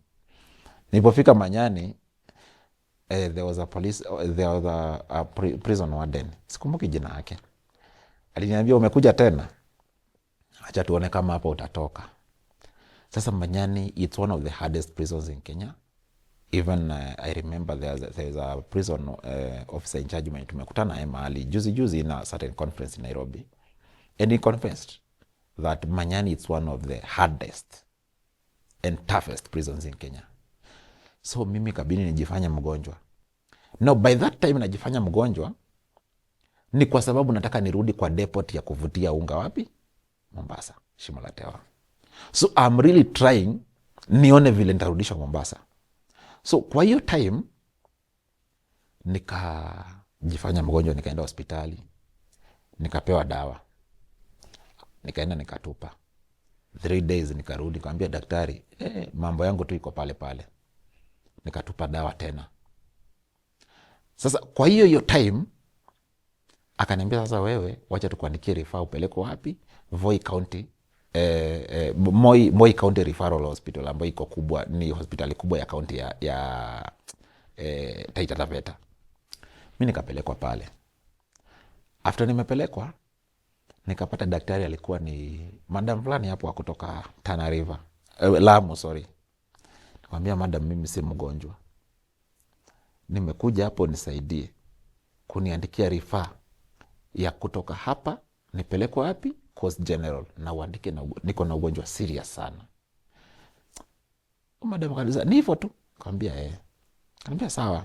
Ashavuruta barua ya referral, shaandika, and it's an immediate case, emergency nini. Na ametoka hapo nje. Niambia maaskari, this is an emergency case, make sure amepelekwa to Mombasa as quick as possible. Tayari washapiga prison. We have an emergency case, ambulance itayarishwe. Kasharudishwa jela, endea vitu zako faster, ambulance Shimo la Tewa. So nafikiria Shimo la Tewa ndio hospitali ya hapo sasa, ichukue documentation ikupeleke wapi? Makadara, Coast General Provincial Hospital. Sasa na una ugonjwa. Sasa unajua ukifika pale ndio naambia daktari, mimi nilifanyanga hivi na hivi na hivi, si ati mimi ni mgonjwa, kwa hivyo niandikie tu ka clinic kakunizuia nikuwe nakuja clinic wapi? Hapa. So those are some of the things that happens in prison. It's normal na inajulikana. Although the prison officers say ati hawajui, they know whatever is happening. So mimi nikaenda hospitali, nikaelezea daktari everything, akaniambia leta ndogo, kaniandikia barua ya clinic. So I'll be going to clinic every 14 days. So hiyo inakuzuia, huwezi pelekwa transfer. Kwa sababu ukipelekwa transfer, daktari atauliza mbona fulani hajakuja clinic. So mimi nikakaa pale kufuta unga yangu. So one day we were smoking 3 people. Mimi, that guy who is a graduate, akona masters, anaitwa Ken Misoi, and another guy alikuwa anaitwa Newton. The Newton guy ni late. He is late, alikufia prison, and it was a very painful death kwa sababu like he was coming from a very very rich family. Hata babake alikuwa ni mzungu. Yeye alienda kuua mtu kwa sababu brother yake ndiye aliuawa. You are going to take a revenge, brother yako aliuawa, you go and kill someone and you're arrested. So mama yenu amepoteza mwenye ameuawa na amekupoteza we prison, na wewe umekuja umekufia prison. So we were smoking both, the three of us. So most of the time we like hata the moment yenye majudges wamekuja, Joho akikuja, that time he was the governor, we were like kumsumbua, tunamwambia mkubwa, tunaumia, we are smoking heroin, tuletee something ilikuwa inaitwa MAT, medically assisted therapy, ambayo ni under method, iko na kitu inaitwa methadone. Ukikunywa huna ile hamu ya kuvuta unga, so it's like healing you. So tukasumbuana na Joho one day, akatuambia kama ni hiyo nita authorize mletewe prison. So before ikuje, mimi nikawa nimerudi, nimefikisha around 42 kgs. Ushaona ile, yani hata upepo ikikuja vizuri huwa inaweza enda na wewe. Akili yangu inaniambia kama nishakuwa mgonjwa na sijui, siwacha ndio niende hospitali nisumbuane na wao wanipime, kama ni dawa nianze kumeza mapema. Kwa hiyo harakati nikaenda hospitali. There was a doctor alikuwa anaitwa Bwire Akisigai. Kamwambia Bwire, ni aje, I'm not feeling well, so naona. Akanambia, Derrick, wewe si mgonjwa, hii ni unga yenye mnavuta. Nikamwambia hapana, mimi ni mgonjwa. Nikamuuliza mbona fulani si anavuta unga, mbona ako na mwili mnaona? Ananiambia ni kwa sababu ukulangi. Kanambia sawa, kama nataka nikupime nitakupima, lakini nitakupima Friday. It was on a Wednesday. Friday nikangoja asubuhi, kakuja, ndio hawa kupimwa negative. Kanambia lakini enda upime TB. Kene kapima TB. Kanambia results zikitoka nitakwambia. After around 6 days nikaitwa. Kuitwa kufika hospitali, kaambiwa, Derrick, uko na TB. Na medication inaanza saa hii. Na tunakuhamisha block yenye unaishi, uende nyumba ya wagonjwa, sick bay. Na unga uache kuvuta, bila hivyo inakuua. So nikaona, sasa I have to force myself to quit smoking heroin. Now try to imagine karatasi ya Biblia, hata wewe ukichoma hivi unabakige bado nayo, unaona maandishi na hiyo karatasi imechomeka. So now try to imagine hiyo moshi yote now iko kwa chest, and you are smoking heroin on top of that. So kwa hiyo kipindi mimi akili yangu inaniambia sasa, Derrick, hata unang'ang'ana nini na uendi raia, hata ukikufa si utazikwa tu, that's it. Desperation ilikuwa ishani push.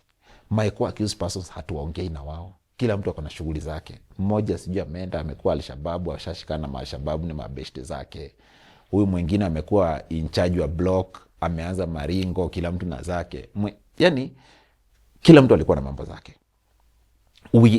We rarely talk. Kwa so kuna huyu mwenye ana blame hawa, anawaambia kama hungefanya hivi hatungeshikwa. So kila mtu ana blame mwenzake, hatuko in good terms. That time 2019 there was a petition ilikuwa imeandikwa na guys wanaitwa Muru Watetu and Francis Dherimbo Mwangi. Ilikuwa imekuwa filed Supreme Court, whereby ilikuwa inapinga death sentence and life sentence.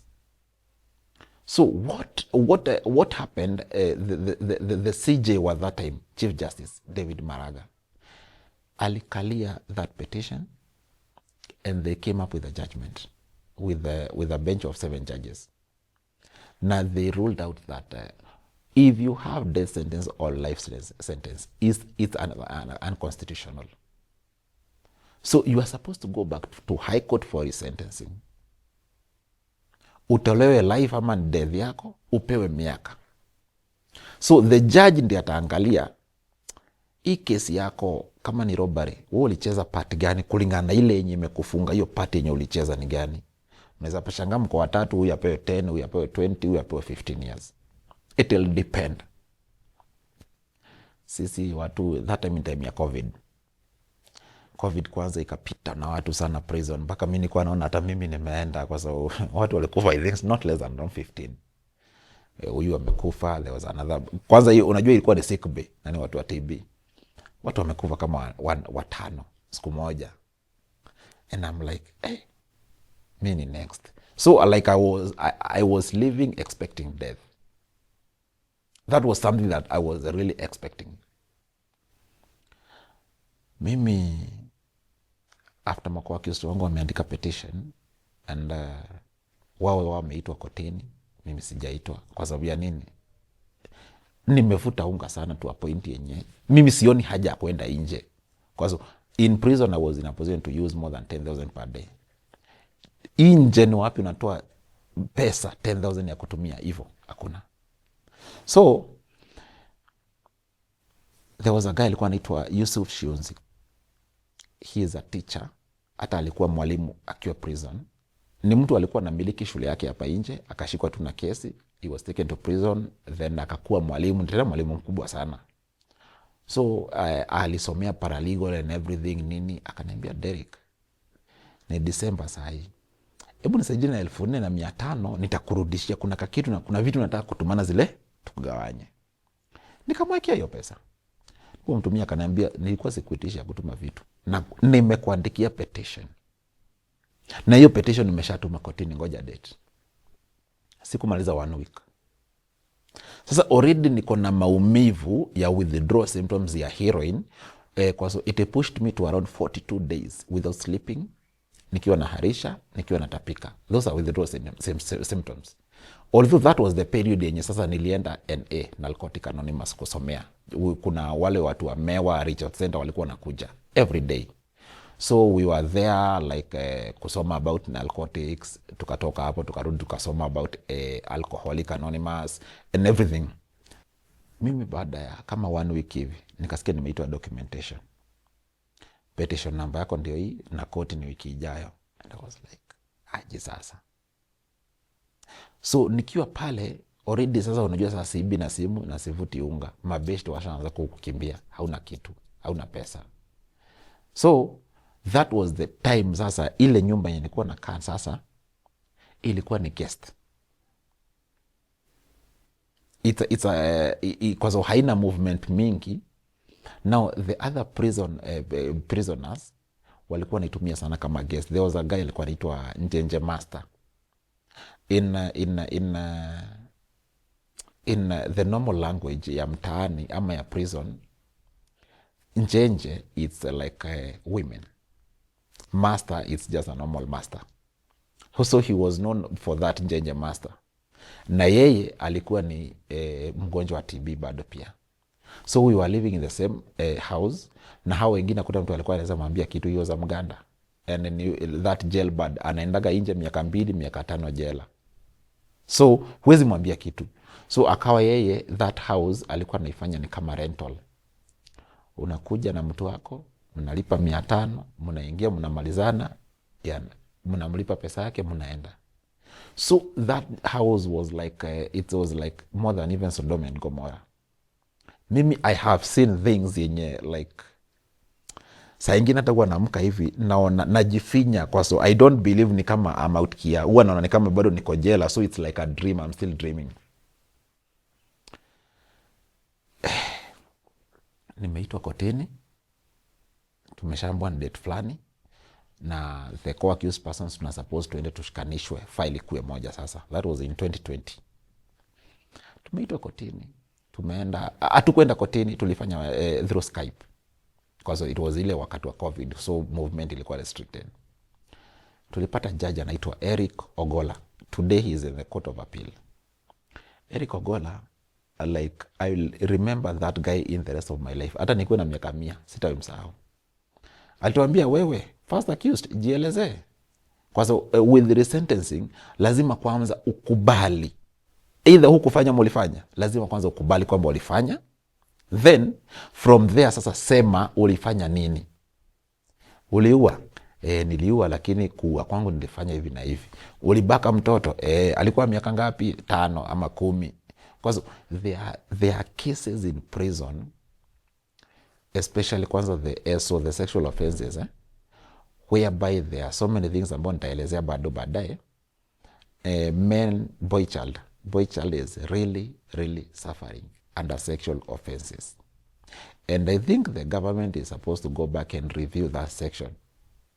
Hiyo section, Sexual Offenses Act ya 2006, it's supposed to be reviewed because ukikosana na mwanamke leo hii, yeye anafikiria vile atakuwekea defilement case and you'll go to prison for 30 years hata kama hujaifanya.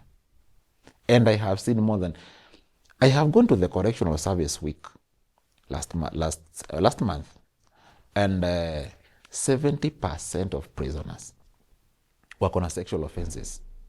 And out of that, wale wenye wako now, it's around 15,000. In Kenya, we have around 62,000 prisoners. With, na tuko na jela ngapi? Around 108. Na kwa hawa 15,000 prisoners, kwa hawa 62,000 prisoners, tuko na 15,000 prisoners ambao wako na sexual offenses in Kenya, na wengi wao hawajafanya. That is the most painful thing kwa wanaume.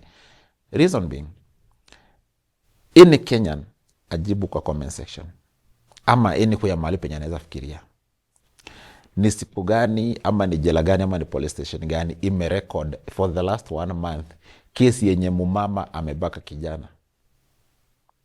Because of both are defilement cases. An older woman sleeping with a young, an underage, that is defilement. An older man sleeping with an underage girl, both of them are defilement.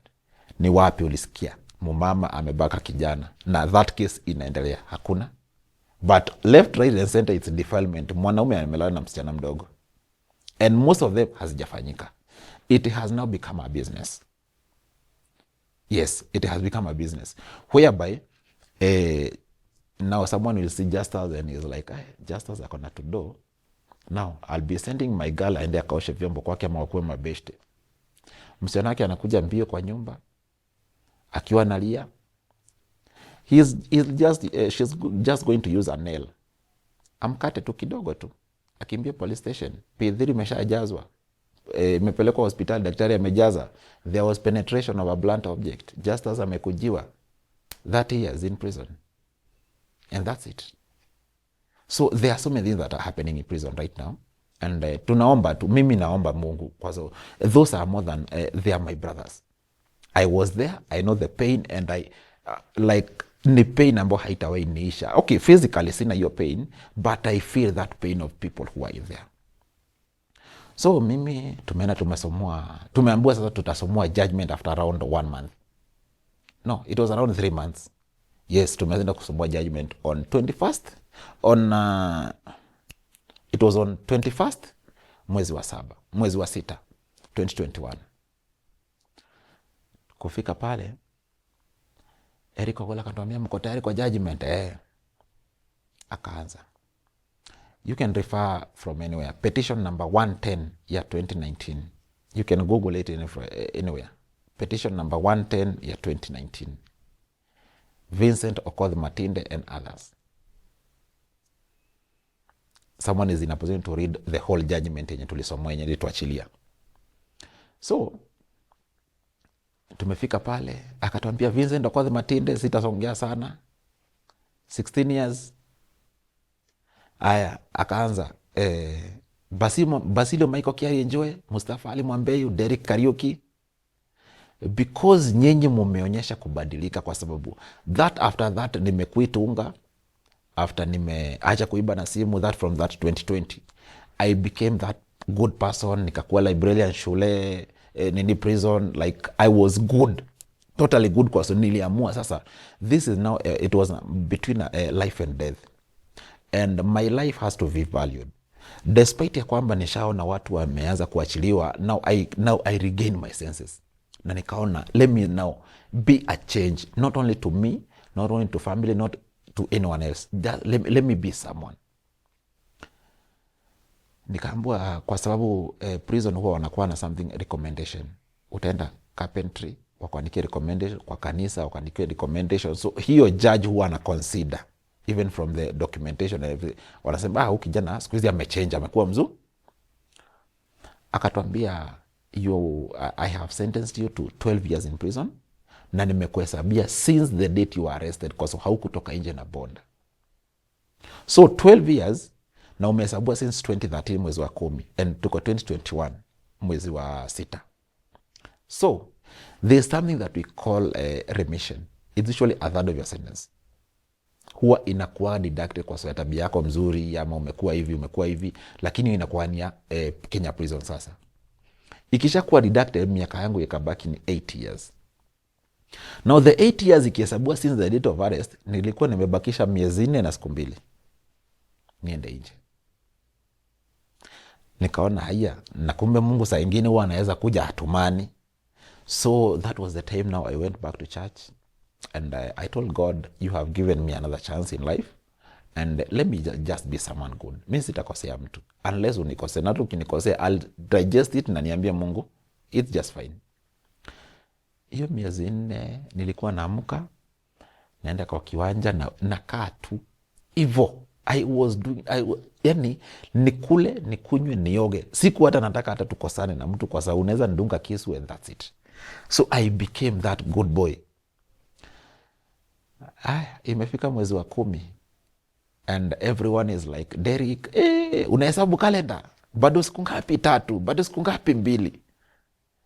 Imefika tarehe 19. On that day, on 20th, ilikuwa ni Mashujaa Day. Ilikuwa inafanyika Mwea, Wanguru Stadium. Nimetoka date 19, nimetoka Shimo la Tewa kwa gate hapo nje hivi. Sina hata shilingi, sina kitambulisho, sina mtu mwenye unaenda kwake. Derrick, unaenda wapi? If there's someone who can estimate the distance from Shimo la Tewa to Mombasa town, it's quite a distance because it's like Mtwapa all the way to Mombasa. I had to walk just to feel that like I'm out. I want to make sure that I'm out because bado nilikuwa siamini. So I walked, nikapitia that beach inaitwa Pirates, nikaenda kwa maji because there was that thing yenye watu wanakuwa na, I don't know, it's a myth ama ni misconception whereby people believe that ukitoachiliwa jela enda uogelee ndio hizo vitu ziende na maji ya bahari. So I went, nikaogelea na hizo nguo zangu zenye nimetoka nazo and I walked, nikakauka maji mbele all the way to town. So where am I going? Saa hizo sifikiri all whatever I'm trying to think ni naenda kuanza wapi, kwa sababu in prison nilikuwa naweza pigiwa kengele nikule. Maji kuoga ni bure, stima ni bure, kulala ni bure. So it was the mattress uko nayo, simu uko nayo. So it's like umetoka hapa nje, hauna simu kwanza, hauna pesa, hauna kitambulisho, hauna mahali penye unaenda. And I can say that there was no one who followed me. There's no prison officer, there's no police officer, there was no one. Hiyo period yenye mimi nitoka nje mwenye alijaribu kunitafuta hakuna. So I went back to the area yenye mimi nilishikiwa. No, yenye nililelewa sasa, Jomvu. Now everyone, hakuna mtu alikuwa anajua mahali penye ulienda. Hakuna. But there are few wenye waliwaisikia Derrick alishikwa. So the rumors now started spreading kama wildfire. Derrick ameachiliwa. So unafika kwa mabeshte hivi wale wenye mlisoma na wao and they were like, ushaona yani kila mtu ameinuka amejipatia shughuli and you're like, now stigma ikakuja. Everyone is like, anakuweka kando, anakusideline. Unaenda job, mimi ni mtu wa mwili mdogo. Unaenda job, huwezi pewa kibarua ya mjengo. Wanaona hutaweza kubeba mawe. Unatoka hapo, uko na history ya TB. Huwezi beba kitu mzito, huwezi fanya kazi yenye iko na vumbi mingi. Even to date, even a doctor mwenye anatibu TB atakwambia the same. So it became a challenge to me. Nikaanza sasa kutafuta documentation za kutafuta ID. I remember very well, after nimetoka, baada nimeenda the place that I was like, nimelelewa and everyone alikuwa na sideline. I went, there was someone, alikuwa anaitwa Joshua. He is now a doctor today. He gave me 200 shillings. Akaniambia, Derrick, enda ukule. Sikuenda kukula. I took that money, boarded a matatu from Jomvu to town, na nikaenda makaburini. That was in inaitwa Makadara Cemetery. And that's where I slept. Nililala makaburini, and it's because there were so many people like wale nilipotokaga Children's Center, ile place wakati ambao tunaibaiba masimu, that most of the time tulikuwa tunaenda kulala hapo makaburi. Hapo ndipo like wezi wengi wanaendaga kulala. So I had to go back there So that's where like unajua when good people don't accept you, the bad people are going to accept you. So like kama hawa wamenikataa, wacha tu nirudi pale, hapo nitajua nitalala na nitakula. So I went back there. The first day nikalala around a week. Then after kama 2 days watu wakakuja wakashikwa. Watu walishikwa sana hapo. So na wakishikwa, nilikuwa nimeenda ka hoteli kanaitwa Kopapichulo kwenda kukula chapo. Ilikuwa ni chapo chafua. Mtu yeyote anaweza jua chapo chafua. Sasa nikirudi nasikia watu wameshikwa. So it was like ningekuwa hapo, ningeshikwa, ningerudi prison. Nikajiambia hapana, go back to that place yenye walikukataa. You are supposed to face the problem, but don't run away from the problem. And that thing yenye people walikuweka kwamba you are a criminal, use that tag to build yourself. I went back to Jomvu and I started now kutafuta wale wamama walikuwa wanafanya chama na mamangu kitambo, if maybe they have any documentation kama photocopy ID and everything, ndio nianze kuapply ID. Nikakumbuka, nikaenda shule yenye nilisomea primary, wakaenda kanipatia photocopy ID yake. The reason why I was not fast kutafuta wazazi ama mtu yote ama family, it's because I was already 8 years in prison. Na wasi ati hawakujua, walikuja kujua. Everyone knew that I went to prison, but there was no one who even made an effort even to visit me. No one. So I it's like it was just my life. So I felt ile distance yenye mulinipatia si kwa ubaya, but let me first try to reconstruct myself, and maybe when maybe my mind is settled, I have peace, nitawatafuta. I had to now baada nikaenda kwa National Registration Bureau, it's in Mikindani, Mombasa, ambapo hapo ndio mambo ya vitambulisho and everything nini. Nilipoenda wakaanza kunisumbua, wananiambia wewe ni Mkikuyu, enda kwenu Kirinyaga, enda ukatafutia ID huko.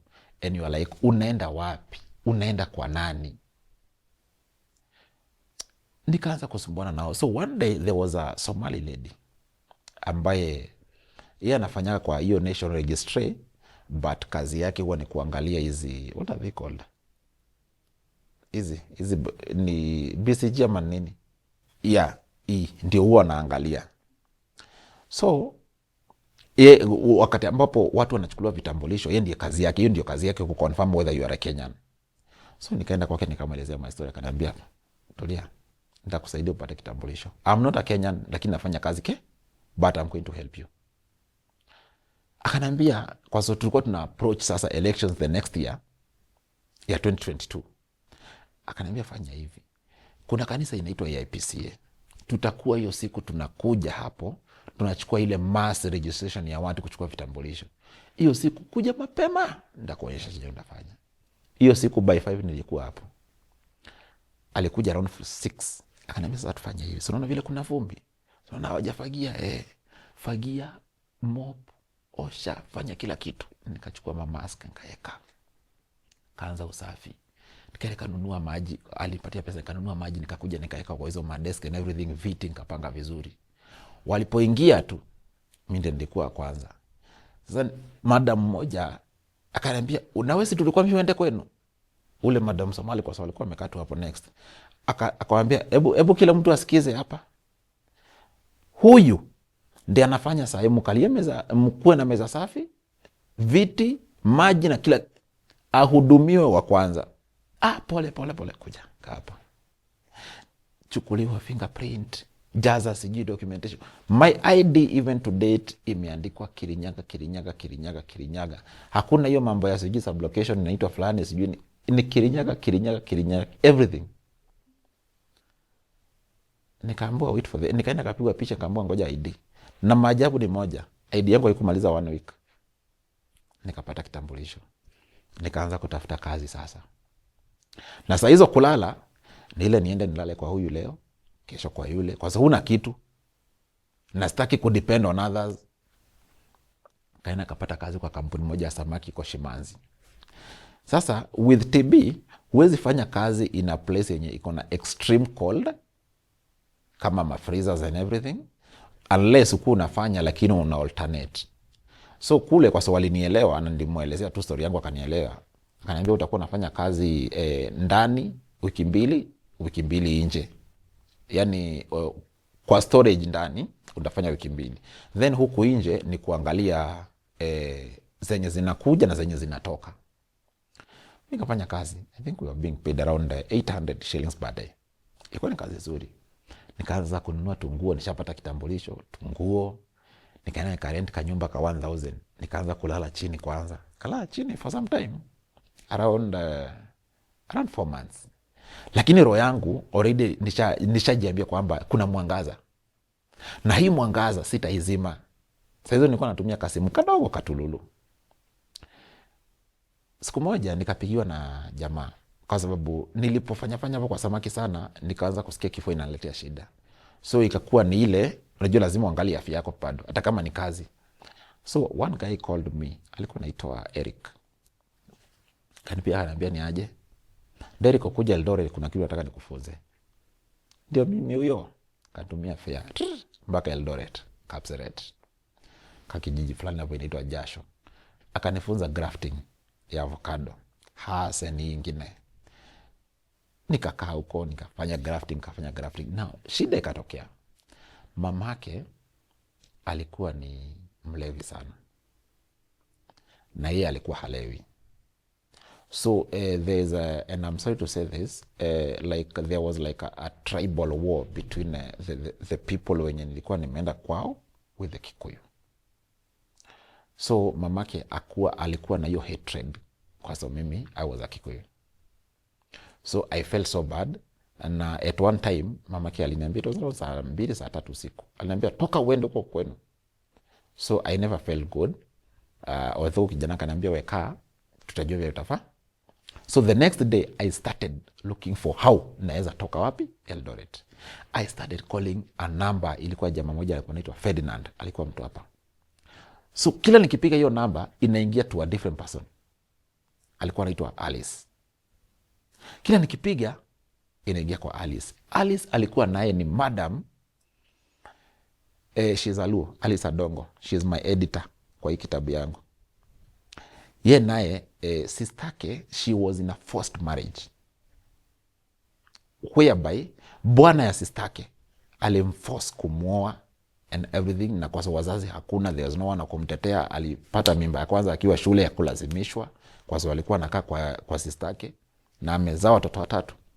So she was being beaten and everything. Akaniambia, Derek, with your story sina hata shilingi ya kukupatia. I have nothing but nimesoma. Do this. Tafuta njia yenye utafika nayo Nairobi, I'm going to assist you. Now try to imagine, she's not even a Kikuyu. She's a Luo. Na ameniambia I'm going to help you for free. Lakini mimi sina kitu. Aliponiambia hivyo, nilikuja na gari, sijui ilikuwa ni ya viazi ama sijui gari ilikuwa ni ya nini, kanta. Hiyo nilikuja nayo. Niliomba lift kama kutoka saa 3 asubuhi mpaka jioni. Nikapata gari. Ikakuja ikanieka railways. Ikanieka hapo. Nikampigia simu. Na katulusa kangu saa hizo kama kangezima ningekuwa chokora. Akaniambia ndio natoka baba dogo Ngomongo. Nakuja. Akakuja. Tukameet. Akaniambia jana kusaidia bag, kanisaidia bag. Sisi yao mpaka Ngomongo. Kufika mahali penye ameolewa. Bwanake anasema huwezi lala huko. Tafutie mahali penye ataenda. Akanitafutia kwa rafiki yake jirani nilale huko. Mahali penye amenitafutia kwa jirani, huyo naye ameolewa na ako na watoto 3 na ni single room na ni wasichana. Na sio wasichana wadogo, ni wasichana wenye wanajua ni kitu gani wanafanya hata mtaani. So mimi nikafeel insecure kwa sababu naelewa how defilement cases zinakuanga, how rape cases zinakuanga. Yaani niko na hiyo uoga ya prison hivi. So Alice akakuja akaniambia, Derek, wacha nikuhamishe, nikupeleke Saika. Kuna jamaa anaitwa Karanja huko, uende akuhost hata kama ni wiki moja ama wiki mbili, tuangalie vile tutafanya. Tulikopa sijui ilikuwa ni 100. Kuna mali tulikopa 100 na yeye, fare ya kutoka Baba Dogo kupitia Korogosho kukuja hivyo mpaka Dando. Phase 5 ndio tuvuke tuingie Saika. Kwa jamaa that time alikuwa anakaa maili 7. Crime rate iko juu bado pia. Kufika pale, Karanja kananiambia ni aje, wewe ni kama bro. Wewe ni kama bro. Usiwe na wasiwasi. Tutaenda mjengo. Sasa unajua siwezi sema saa hizo niko na ugonjwa ama nini ama nilikuwa mgonjwa. So inabidi ufanye kwa so it's not your will. Fanya mjengo. So one day I was called by that guy mwenye Itugi TV. Naitwa Mbogwa. He called me akaniambia, Derek, nitakusaidia. Nitafanyia interview. Alafu tutaona vile kutaenda. That guy called me, kaenda kanifanyia interview. Hakuipost.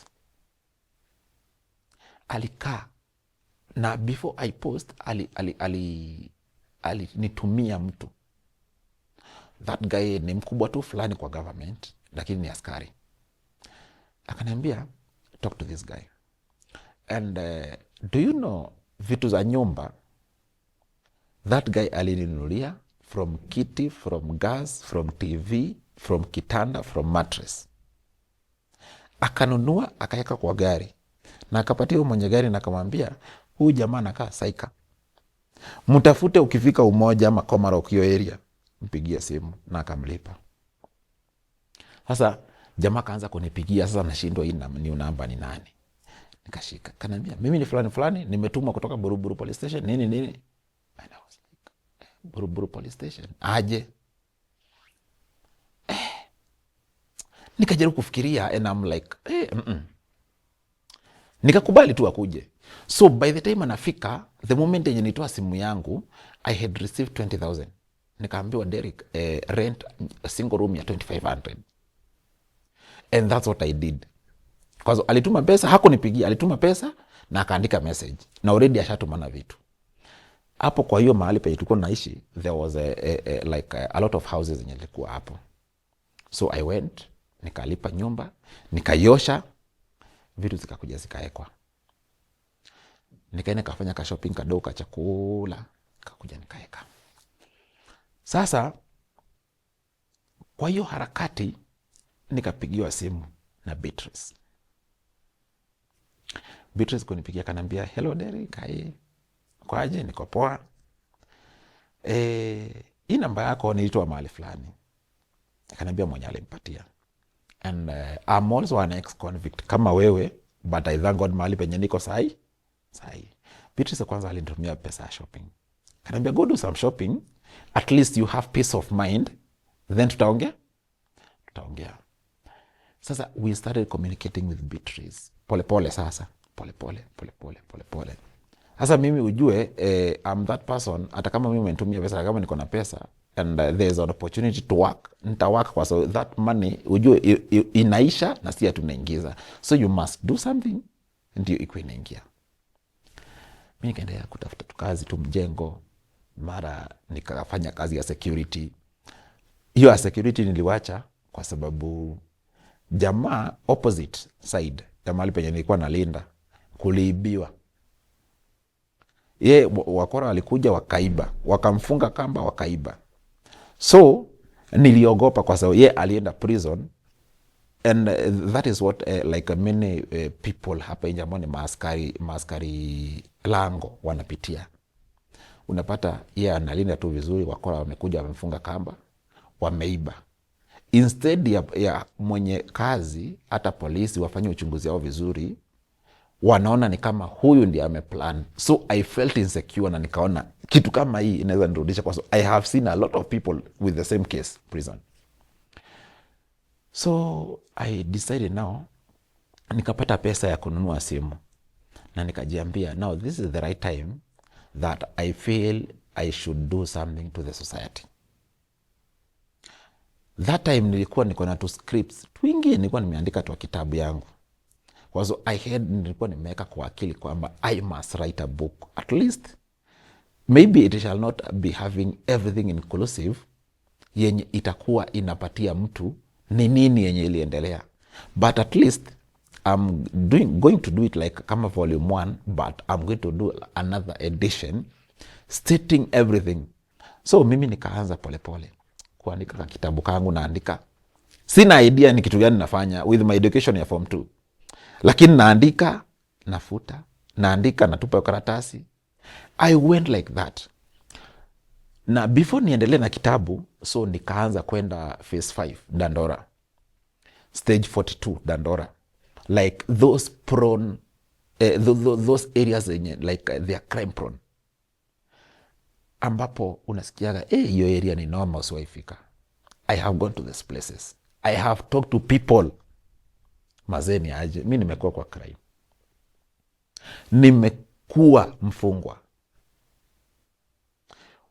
whichever the matter yenye nafanya, ufanye hii kitu ama uibie watu ama unyonge watu ama upige watu visu, tunaelewa it's because of finances. Si ati kuna mtu mwenye anataka kufanya crime kwa so it's like passion ama ni hobby. Hapana, there must be something behind. So I started that and I have gone different places from Kibera, Mathare, Dandora, Kariobangi. Nimezunguka. Now that time I'm walking. I have to walk. I don't have cash, but I feel I have always felt that when I pass that message to someone, despite anything, kuna mahali penye itamsaidia. That was the time yenye nilikuja nikakaka. Now people started calling me 1, 2, baada ya namba yangu imekuwa shared and they're like, Derek, I'm going to offer you employment. I thank God kwamba the places yenye nimekuwa employed, I was like one of the best workers. Mimi, I'm always that person mwenye, even if, like I'll give an example. Sikuzaliwa nikiwa najua kutumia laptop. Shuleni hakuna mahali penye mimi nilifunzwa to use a computer. But today I'm executing everything, doing everything with my laptop. And it's because like niliweka kwamba let me teach myself. Even if I have to use ChatGPT, even if I have to go to YouTube, lakini this thing as long as nimeweka, I must know it in the next 3 days. I have to do it. So nikasonga hivyo, nikakuwa employed, but some of the people who really managed to employ me, sawa, I earned through them, but some of them took desperation, took my desperation kama bridge yao. You will work, they don't want to pay you, they are going to pay on date 20th of every month, 18, 17, in Nairobi here. Nyumba, by 5th they are supposed to have paid.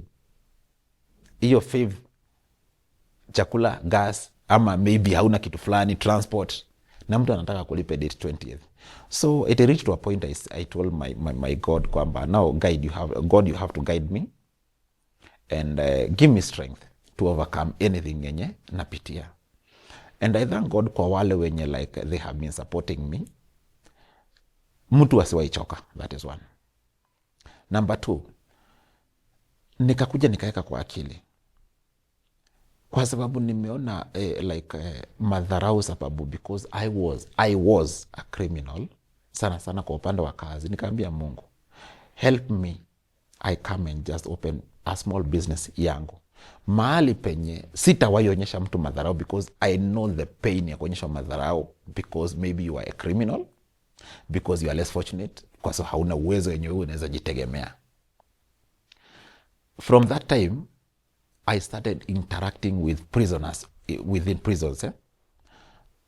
We started with now we went with communication na Beatrice, whereby we started going to Marajao prison, that is in Kambiti, Murang'a County. Tukaanza huko. I have been going to Murang'a main prison and Murang'a women's prison, and also I have also been going to Machakos GK prison. I have gone there several times, and it's because for motivation to make sure that those guys wenye wako hapo, however much yenye mtu amefungwa na kesi yenye ako nayo, they are supposed to feel they are human. They are not supposed to lose hope kama vile mimi niliwahi lose hope. I have been trying to walk. I'm still trying to see the best way that I'll get even an entry to institutions, schools, even from the villages. At least I talk to people. Kwa sababu ya nini? Many people are going to crime ama to prison kwa sababu hajui vizuri hiyo adhari ya ile kitu yenye anafanya ni nini. Someone will commit an offense akiwa anaona it's just a normal offense. Someone will maybe kill someone kwa sababu it's it. Lakini if that person alipata opportunity labda ya kuongeleshwa, maybe some things could change. And I felt that I fit in that position to maybe tell something to someone and it's going to pass something good to him. That's what I have been doing. I'm not employed, I thank God. Nakula, nakunywa, nalala. I thank God for that. My book is out. Yeah, now this is my book.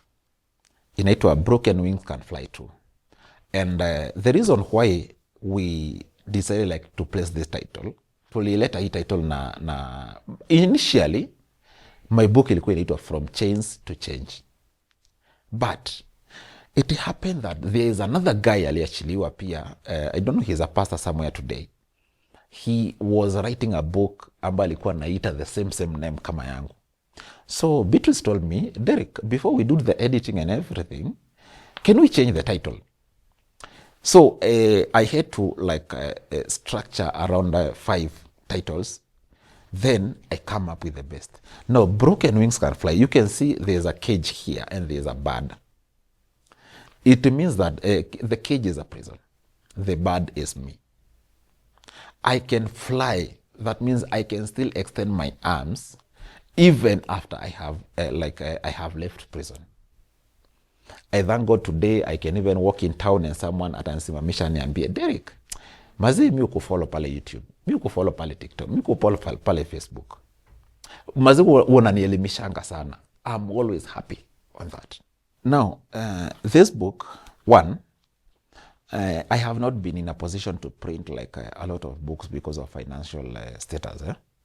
But the book is already uploaded on ebook. Someone is in a position to purchase it online and just either by the name Broken Wings Can Fly Too, or maybe someone can go back to my social media platforms where there is always a link there. You can purchase the book and can read the book. But I have noticed that so many people who are in Kenya, they don't want the ebook, they want a hard copy. So what I do, I have to collect a lot of people, more than 20, because printing 1, 2, 3 copies, it's very expensive. So I have to gather different people. After I have gathered them, nijue kwamba I need around maybe 20 copies. Then I go to a printer.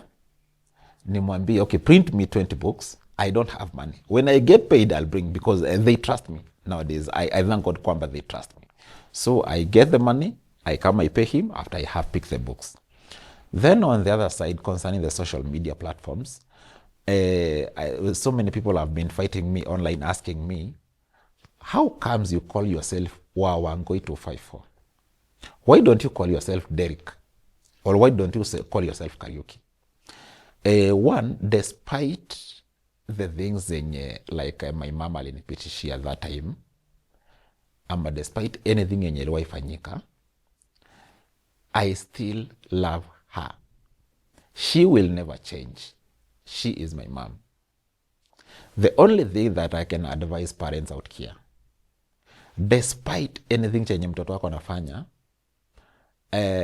kichapo kuna mali, wanasemaga spare the rod, spoil the child, yes. But it depends with how that rod you're using it. You can use it excessively, ikakuwa nao umetampa na that thinking ya huyo mtoto. And the only thing anakufikiria ni kuflee. Umeelewa? So what I'm trying to say is, as a parent, try to sit down with your child. It's either a son or your daughter. Before making any judgments, before doing anything, make sure that umekaa na wao chini. Talk to them. Talk to them, because there are people who, through the word of mouth, they are going to understand. Through beating, you'll just harden that child. Like whatever I pass through. Maybe if at all I got an opportunity ya kuwekwa chini and maybe mtu aniambia, okay, let's do this, ama hivi, maybe I could not have reached to where maybe I reached. So On social media, people now call me, I call myself Wawangui 254. The reason why I call myself Wawangui, Wangui inamaanisha ni mtoto wa Wangui. 254, it's just the normal Kenyan code. Everywhere, Facebook, YouTube, Instagram, TikTok, it's just Wawangui 254. And the message that mostly I usually share on my social media platforms, it's like I always advocate about injustice and crime. Sana sana, I'll be in a position to tell someone the hard truth about crime. Usifanye hivi, you'll go to prison. Ukiwa kotini, express yourself hivi na hivi. These are the answers unasuppose ujibu hivi na hivi. And maybe maybe 2-3 times utaniona tu nimepost about maybe trending topics ama trending stories. But the page itself and also the bio inakuwa based on crime and injustice. When I walked out of prison, and that is a challenge that I have seen, a lot of people who I left in prison, today they went back to prison. And reason being, someone was arrested at the age of 20 years. He has stayed in prison for 20 years. He is out. He was a boy, he was just a young man, and now he is old enough. The opportunities that you would have got when you are at 20 years, you cannot get them. You're already 40. The other side, people tag you, you are old enough, so you cannot depend on someone. So you are supposed to depend on yourself. With issues to do with Beatrice, and the reason why we decided to work together, both of us have been in the system. We have been become prisoners. We were prisoners. Today we are out here. There's a lot of prisoners wenye wanatoka nje, mtu anakuja naona kwamba like how I have mimi at ingenipata to the same. You come out, you don't have finances, you don't have a place to call home, you don't have anything to do. And I'll also appeal to the government. We have issues to do with good conduct. Some people were made a prison, they were working in their good offices or maybe some good jobs, but that person is experienced, na hiyo experience yake itaisha. Reason being, he will not be in a position to go back to the job. He is going to be asked for a good conduct, which you cannot get. I'll give an example. I even have a passport kwa nyumba. I'm not in a position to travel because of my good conduct. So there's a lot of things that the prisoners have been limited to. And these are the things that now make the prisoner to go back to prison. And that's why we decided through the transformative network, we want to make sure that there's that welcoming hand of someone mwenye ametoka prison, at least aweze kushikwa tu mkono kiasi to get back on track. Because the stomach does not know tomorrow. It knows now. I'm hungry. You have come out of prison. Umeshakula lunch mahali penye umetoka ma breakfast. What of lunch? What of supper? Umetoka jela. Now you are out. No one is going to feed you. Because there's that stigma. Kila mtu anakuangalia hivi anaona huyu ni mwizi. Kila mtu akiangalia huyu ni muuaji ama ni mbakaji. There is no one who is going to accept that challenge. Ya kuwa you are changed. They will still have that tag. So when that period iko, hiyo period ya kwamba kila mtu amekuframe na amekuwekea that tag, this is now where we can see that the transformative network inaingilia. That reintegration, we are in a position to talk to the community, we are in a position to talk to you, to maybe share moments with you. At least you feel you are someone. And you will also be in a position to experience us wenye pia tumekuwa through the system. And at least you'll have that hope, kama huyu yuko hivi saa hii na alikuwa. It's going to give you some motivation. Bado dream yangu haijakufa. And actually next year, I'm enrolling back to high school. I want to finish up. At least I get a certificate so that maybe I can continue with my studies kutoka hapo. Kwa sababu, I do believe education haina mwisho. Even at the age of 60 years, you can still be in school. Before, I would regret going to prison. Today, I cannot regret going back to prison. And this is the reason. If it was not prison, I would not be a writer. If it was not prison, I would be dead. gauging with the crime that I started with, how I was going, the people I was meeting, and with all the people that we were like going for crime and everything, stealing, no one to date ako hai. They died, more than 10 people wenye tulikuwa na wao. But God gave me that opportunity, even if I went to prison, to come back out here as a walking testimony. Kwamba even if you are in prison, bado your life bado inaweza kuwa life mzuri. Yes. So I cannot regret that I went to prison kwa sababu at least I'm breathing. Yeah, I'm out here, I'm alive. Unaona ile freedom ya giza. Mfungwa hajawahi kutana na giza. Mfungwa hajawahi kutana na giza unless uko kwa basi unaenda transfer.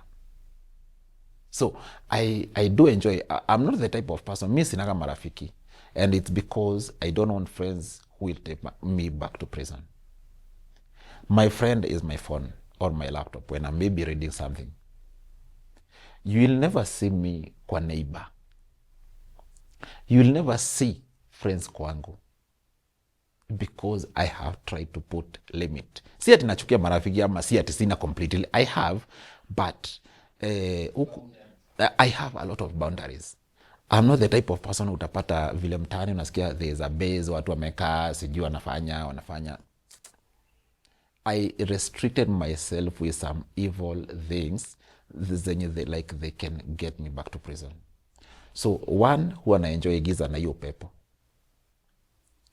Jela ukiingia there's a certain smell yenye huwa unaisikia, lakini ukikaa mwezi mmoja you feel like umeblend in, unasikia tu kama imekuwa tu perfume. But there's out here, you'll go somewhere, you'll purchase like even a perfume, you'll walk, umeona kitu kwa barabara hata mahindi choma, you're in a position to purchase it. Lakini hapa nje mtu atapita tu mahindi choma, sasa hii ni kitu ya kawaida. I'm 100% sure that mahindi choma when you take it to prison, ikiwa fresh hivyo, you'll buy it more than 1,000 shillings. So I do enjoy these little things zenye watu wanazidharau kwa sababu I stayed for 8 years without seeing them. Even just talking to women or ladies, it's something yenye watu wana like even men, a lot of men wanadharau, wanaona ni kama mwanamke si kitu. But kuna mahali unaweza fichwa, utamani hata si kumwongelesha, kumuona hivi. Because in prison, in a male prison, maximum sana ni ngumu sana upate maskani mwanamke. Na kama yuko, it may be kwa documentation ama kwa ofisi kubwa huko juu.